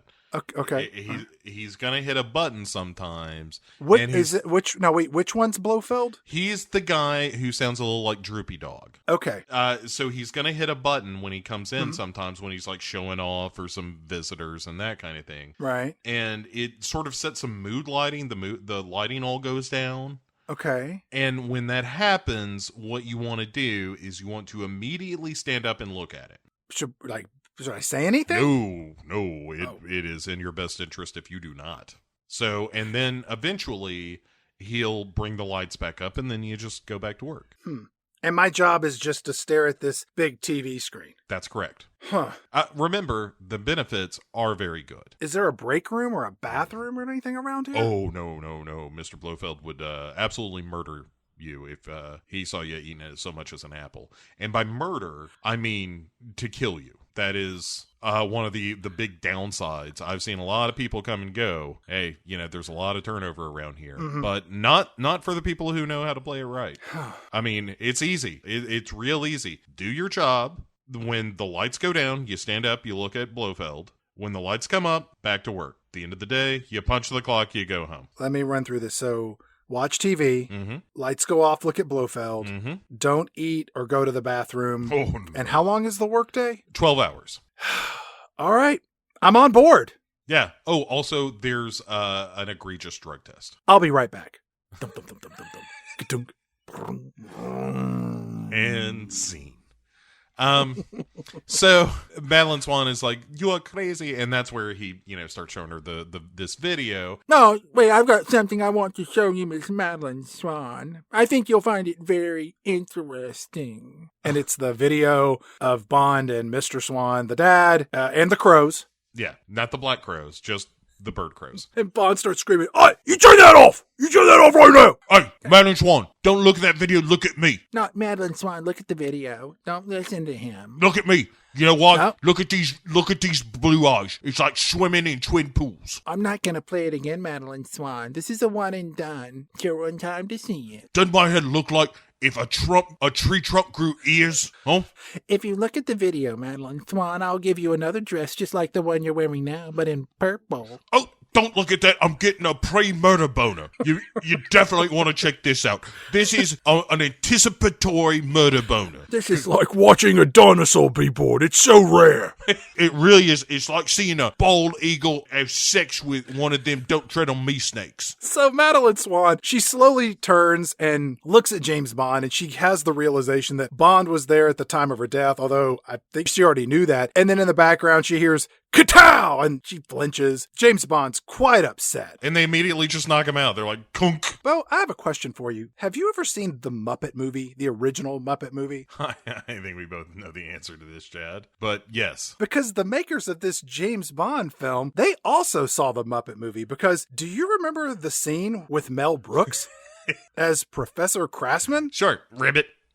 Yes, of course. Right. What was his character's nefarious plan with Kermit the Frog? He had a machine what sucked the personality and memories out of a person so he could make Kermit the perfect figurehead for Doc Hopper's frog legs. It's an electronic cerebrectomy. It's gonna turn his brains to guacamole. That's what's gonna happen here. I said, hold on to your hat! Bo, that's what happens in this movie. I mean, that's as good an explanation as Blofeld ever gives. Because he's basically like, no, we're just gonna drill into your head, and that makes your brain weird. You're going to forget all about Dr. Madeline Swan. Right. Why are you doing this? I mean, unless it's just some sort of torture. I guess for fun, he's gonna die not knowing your name. When James Bond was a boy, his parents died, and my father took James Bond into our home. But my daddy liked him better than me. So I killed my father with an avalanche, and I faked my own death, and now I'm Blofeld. Also cuckoo. He tells some story about how cuckoo birds kick the babies out of the nest or something. Like, all right. And Bond's like, hey, you know any other bird calls? That one's pretty good. You know what I remember? How much I like impressions, especially of birds and other things like cars and machine guns, like that fella from them Police Academy movies. When I first saw this movie, and they don't ever call him Blofeld up until the very end, and then when you see the white Persian cat, it really hit me the wrong way of like, wait, that's what's going on in this film? That he's now Blofeld? Yeah, because when Bond calls him Franz Oberhauser, he's like, no, Franz Oberhauser died a long time ago. My name is Ernst Stavro Blofeld, because you can give yourself any name. So Bond is strapped into this chair like Kermit the Frog, and this robotic arm comes down with a very tiny drill and drills into the side of Bond's head, and Bond screams and yells, and then he's able to somehow, even though they strapped his arms down, they can still touch each other behind him, so he frees his watch, and then Blofeld says, I'm gonna suck out all of his memories, and he won't remember you at all. And so the drill goes into Bond's head, and then Madeline Swan runs over to him, and she's like, oh, James Bond, please don't die. I love your murder bonus so much. And then Bond wakes up, and he's like, oh, I'd recognize you anywhere. You're the girl that was on that train. And then he kind of slips her the watch, and he goes, hey, 1 minute. That thing is gonna go off with a bang. Wink, wink. wait, when you say it's going off with the bank, are you saying that it is going to make loud noises? Look, I went through the same thing. You really gotta work with me here. So, when I say 1 minute, it's probably about 50 seconds right now. So the minute starts as soon as I walk away with the watch, or do I need to press a button to make the 60 seconds start? This is a nice watch. Ooh,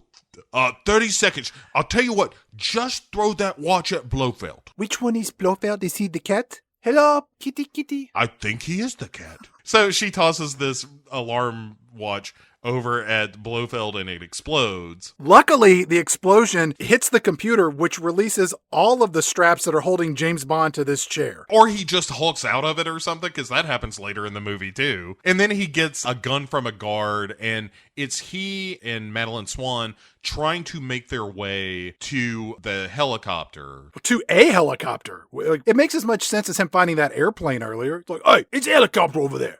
We've talked about this before. It's a James Bond movie. I assume there's a helicopter somewhere around. It's like some video game. There's a health packet and a gun always around the corner. Yeah, no, you got to go down the stairs and then behind the place. And, hey, it's got a helicopter, and this little health pack gonna get me back on my feet. They're just murdering guards as they go. And this is, again, kind of the Bond I like, where, like, these dudes present no threat. As soon as they appear, they are dead. Yeah, he's punching people. He is shooting people easily 100 yards away with one shot and taking them down. Yeah. It's pretty well executed. It really is. And then he blows up some pressure tank, and finally some shit is exploding. Dude, this compound blows up like the Dixie Boy truck stop. Yes, that is a good comparison. While the place is blowing up behind him, he and Swan make their way to an official James Bond brand helicopter, and he's like, hey, let's go home. Now, tell me where that is, and we'll go right away. And the whole world explodes behind him. And then he says, wait a second, it's not over yet. And because you can kind of see a couple of SUVs moving away from the explosions on the ground as Bond flies off. That is the explanation as to how did Blofeld get out of that. Oh, did you see in the way background those two little SUVs driving off? He was in one of those. All right, nerds, are you happy now? Back in London, M shows up at a safe house with Agent Tanner, the guy from the boat earlier, and Q is there. And they go inside that safe house and they find James Bond waiting for them, along with Dr. Madeline Swan. And Bond says, I killed a guy named Blofeld. He used to be my brother. And his best friend is that guy C that works for you. And tonight, the intelligence system goes online. And we gotta stop it and wrap up this movie, alright? M is like, that sounds good, but first, we have to stop this surveillance system from coming online. Who's going to do that, James? And he's like, hey, nerd Q, he'll hack his system and stop it somehow, because that's what he does. So don't worry about explanations or nothing. He's just gonna stop it. fine. And as they leave, Madeline Swan is like, you know what? I am done with all of this movie. It has gotten very, very stupid, so I'm going to leave. I will be walking away from you, James Bond. You will not see me anymore in this film at all. It is bittersweet. I will miss you and your gruff voice and your motor burners and your gun and your punching of Dave Bautistas. It has been a pleasure seeing you. Goodbye. Au revoir. Farewell, yeah. James Bond. Goodbye. All right, bye, Em. I am not coming back, James Bond. I am leaving. Is her name Moneypenny? As M and Q and Bond are taken off to save the day, a truck crashes into their car. He gets T-boned by this big pickup truck. And James Bond is thrown into the back of the security van, like they put a sack on his head, toss him in there. And when they look around, though, M is missing. I'm assuming he's dead. Like, he just got thrown from the car and is in a crumpled pile of flesh and tears and sadness. I wish we had seen that Bautista shot where it's just Ray Fiennes on the ground and his hand starts to move. I'm like, oh, he's still alive. And for a moment, I thought that the guy who abducted Bond was Mr. Hinks. He kind of looks like Hinks, but I was like, maybe Dave Bautista was like, yeah, I'm not showing up to film another day. Right. And like, all right, just get his, stunt double in here. Look, already saved your crappy movie. I'm done. All right. Or the end of Act 2, I'm out of there. Tanner, Q, and Moneypenny, they're in a separate SUV, and they come driving around the corner, and then shots start popping off, and then we see M cleverly hiding right over there. He's right there. He's in suspenders. Tanner, he drives over, and he picks up M. Yeah. So the bad guys take Bond out of the back of this van, and Bond, still wearing a hood over his head and his wrists are zip tied, he just disarms and beats up these two goons, and then he shoots them both because he's got a license to kill. So he just frees himself magically. It's a ta-da moment. All right. So let me ask you a couple of questions, Chad, as our resident James Bond expert. Oh, God. When he goes into this building after hulking out of his bonds and stealing their guns, he enters this place, and it's the old MI6 building, and it's got the names of people who died in service of the country. Yes. And somebody has written his name on there, along with providing spray-painted arrows and whatnot along the way. Like a video game. Yes. Is Blofeld playing such 3D chess that he was like, I'm gonna send some men, and they're gonna capture James Bond. But because he's a super spy, as soon as he gets here, he's gonna break out of the zip ties and take off the hood so he can see all the stuff that I spray painted around. And I know that James Bond is not the smartest spy in the world. So as he enters the MI6 building, I will write his name on the wall to let him know he's in the right place. And then as he looks around, I shall place a series of red arrows, directing him to come up and find me, so that I can make my final villainous speech to him. Also, if he hits the left bumper, they'll glow. That's pretty much it. So Bond comes in, he sees his name, he's like, hey, James Bond. That's a pretty common name, but it's also my name. What are the odds? Okay, there's a red arrow down there. Maybe I should follow it. So we cut away from super spy James Bond following the fucking arrows left by the villain. It's like a couple of children eating candy on their way to a witch's house. And then C arrives at his fancy new headquarters, just like barking at somebody on the phone and like, you need to find him. But, surprise, surprise, M is hiding in his office. Q also has snuck in, and he's at a desk shutting down all the data stuff. Yeah, he's hacking. That's what they do. They hack. Right. I like the fact M says, my quartermaster here is taking care of your surveillance program. And I was like, oh, Q stands for quartermaster. No, it always stood for quartermaster. I never knew that. Then C pulls a gun as he's giving this speech about like, oh, M, you're so stupid. Democracy is stupid too. M must stand for moron. And then he shoots at M, but the gun just clicks. And M says, now we know what C stands for. Careless. And then he opens his palm to reveal all the bullets from C's gun. We all know that C stands for cookie. And that's good enough for me, Chad. So we move over to back to the MI6 building, where Blofeld has also taken the time, Chad, to set up all kinds of like yarn webs and shit, and put pictures of James Bond on targets. And how much time did he have to decorate all this shit? I thought the same thing at first, but I think all of the red string is the wiring to blow up the building. But I will say that him printing out photocopies of James Bond's head and then attaching them to shooting range targets and then having them set up in such a way that they would all spin around at the same time as James Bond walked in to really be an attention to detail that I did not expect. This is like when in the bad movie Elektra, Jennifer Garner, or maybe it was in Daredevil she did this, but Jennifer Garner is doing all the Elektra acrobatics on her roof practicing. Yeah, I remember And that. she has put pictures of Ben Affleck on all of them. Take this. It's like villain decorations. Like you call them up and they're like, yeah, we could do the Lovers package or we could do the Face Your Own Demons package. Time checking our movie. We got 5 minutes until this information system goes online. Yeah.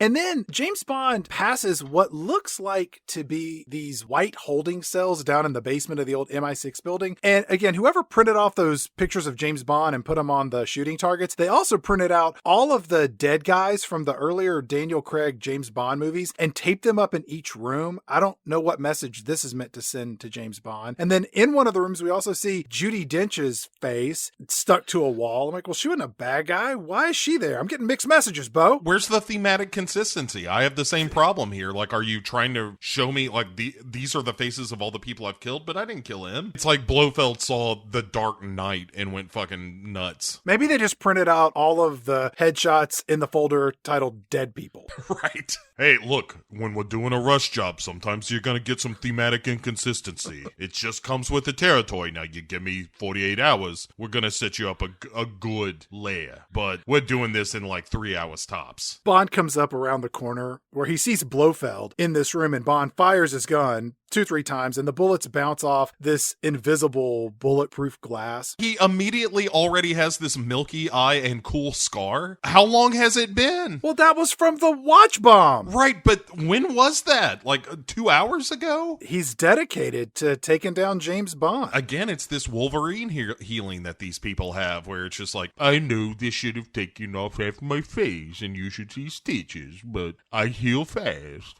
I also don't get colds. Blofeld walks up to the glass, and there's this reflection of Blofeld's face against James Bond's face. And I don't know if they're trying to do this mirror image, two sides of the same coin. Blofeld is his Moriarty or his Joker to his Batman or whatever they're doing here. None of this makes any goddamn sense, because the very second he sees Blofeld in the movie, he should have been like, hey, everyone, that's my brother. That's the guy I grew up with. Hey, everyone. Get this. This guy right here, the villain of our movie, that's my brother. Instead, during this scene, Blofeld says, I've taken everything you've ever loved. And also, James Bond, someone you love is hidden in this building. I'll give you a hint. It's Dr. Madeline Swan. Save yourself, James Bond, or live with the pain knowing that she's dead. And you have 3 minutes to find her. which, number one, Bond doesn't even know if she's hidden in this building. Right. And if I was an evil villain, again, if I was an evil villain, I would tell Bond he had 5 minutes and then blow everything up in 3. And I know that probably breaks some sort of Geneva Convention of evil villainy code of conduct, but what can I say, Bo? I'm evil. Yeah, I think that Bond makes a dumb choice here. But as Blofeld leaves, he says, "Oh, I really put you through it, haven't I, James? But I guess brothers know how to push each other's buttons."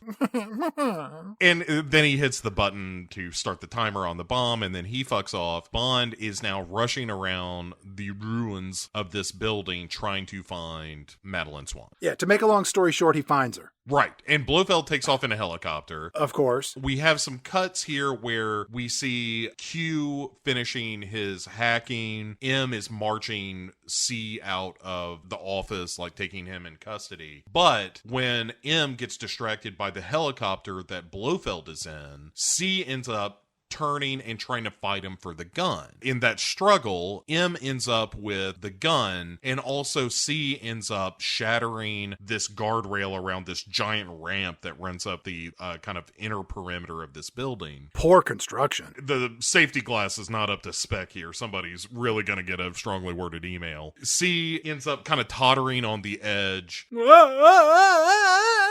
M does not make to save him at all. It's just like, well, someone's going to have a bad day. Yeah.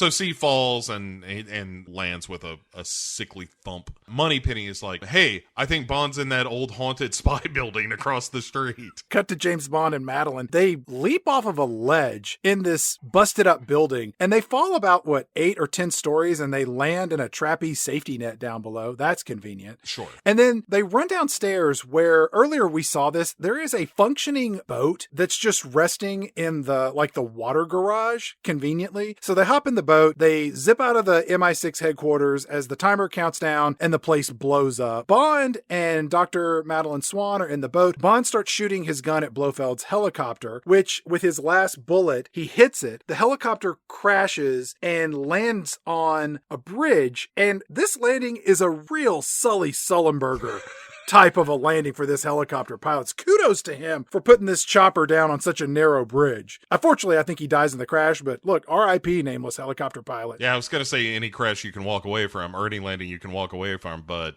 he did not. Blofeld, though, staggers out of this wreckage because of the Wolverine ability. Oh, dear. No bother. Bond rushes over to him, has a gun trained on him and so forth. And everybody's there. MQ, Moneypenny, Dr. Madeline Swan. They're all watching our big finale happen as there's a burning helicopter in the background. Right. And M reveals that his name is Mallory. Agent Mallory, MI6.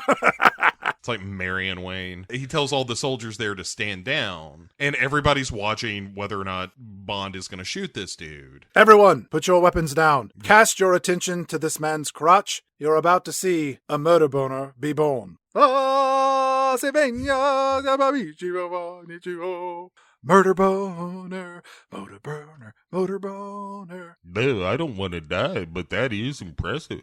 But Bond, of course, doesn't shoot him, which closes the circle on our half-baked theme of the movie, that a man can choose not to kill as well as kill. And then Bond says, hey, I got something better to do than to shoot you. And then he throws his gun in the river. It's like, hey, look, I understand what you're trying to get at, but that costs money. That ain't your gun. What if that falls into the hand of a child? Right. Or a criminal? Washes up on the banks of a criminal asylum, He embraces Madeline Swan and they walk off, fade to black, movie's over, but not really. We fade back in, and we see Q sitting at his desk working alone. The freight elevator comes down, opens up. James Bond emerges. Bond says, hey, Q, good morning. I have come here to steal another car. We then cut to James Bond in the original Aston Martin, which has apparently been completely restored over the last 7 days. Dr. Madeline Swan is by his side. The James Bond music kicks in officially. Bond and Madeline Swan drive off into the fog and rainy streets of London. Fade to black again. Roll credits. The end. Thank goodness.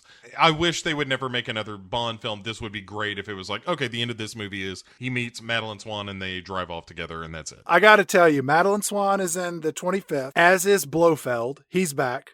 Baby, no time to die. So, Bo, we have found ourselves at the end of a season. Yes. And as we always do, yes, we rank our movies from top to bottom or bottom to top. I would like to hear how you would rank the 6 James Bond motion pictures that we reviewed on this season of Pick 6 Movies. Okay, so let me preface this by saying, here's what I'm looking for out of a James Bond movie. Okay. I want it to be as close to a Golan Globus canon film as possible.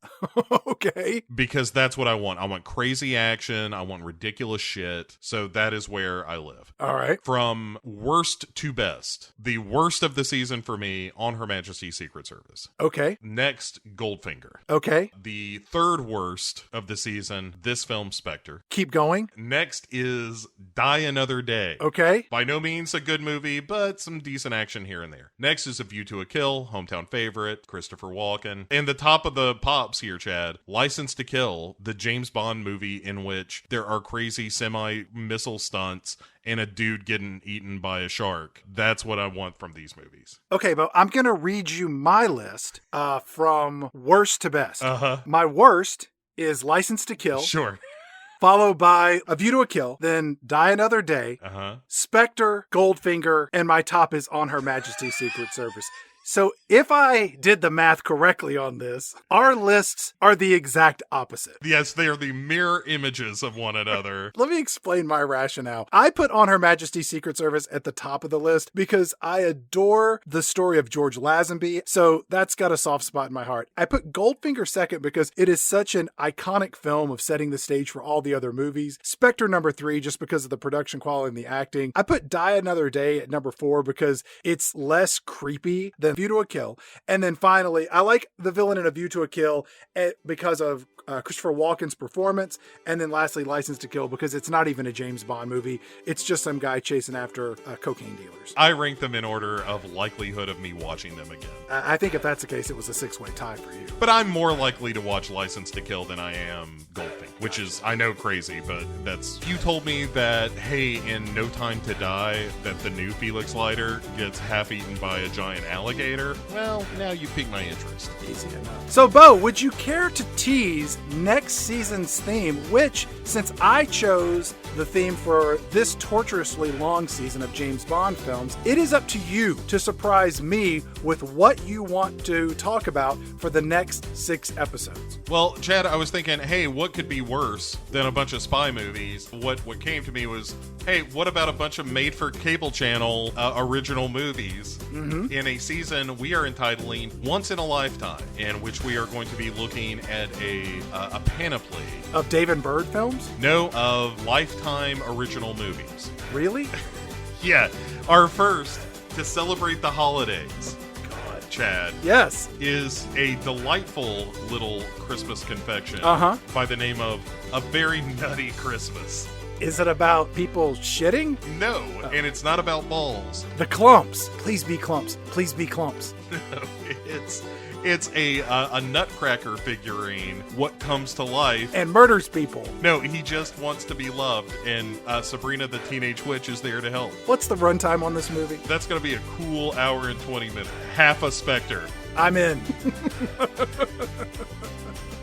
Well, that sounds fantastic. So come back and see us in 2 weeks' time for a little bit of holiday cheer. Holiday cheers, Chad. Cheers. Big 6 movies. As always, like, rate, review. We love to hear from you. We love to see reviews. We love to hear back. You can find us on social media and Instagram and and all that other good stuff. So, Bo, any final thoughts on Bonds, James Bonds? Yeah, it was educational to kind of see a broad spectrum of these movies over the years. I think it's best I leave it at that. Perfect. We will see you all in 2 weeks' time as we review a bunch of Lifetime movies.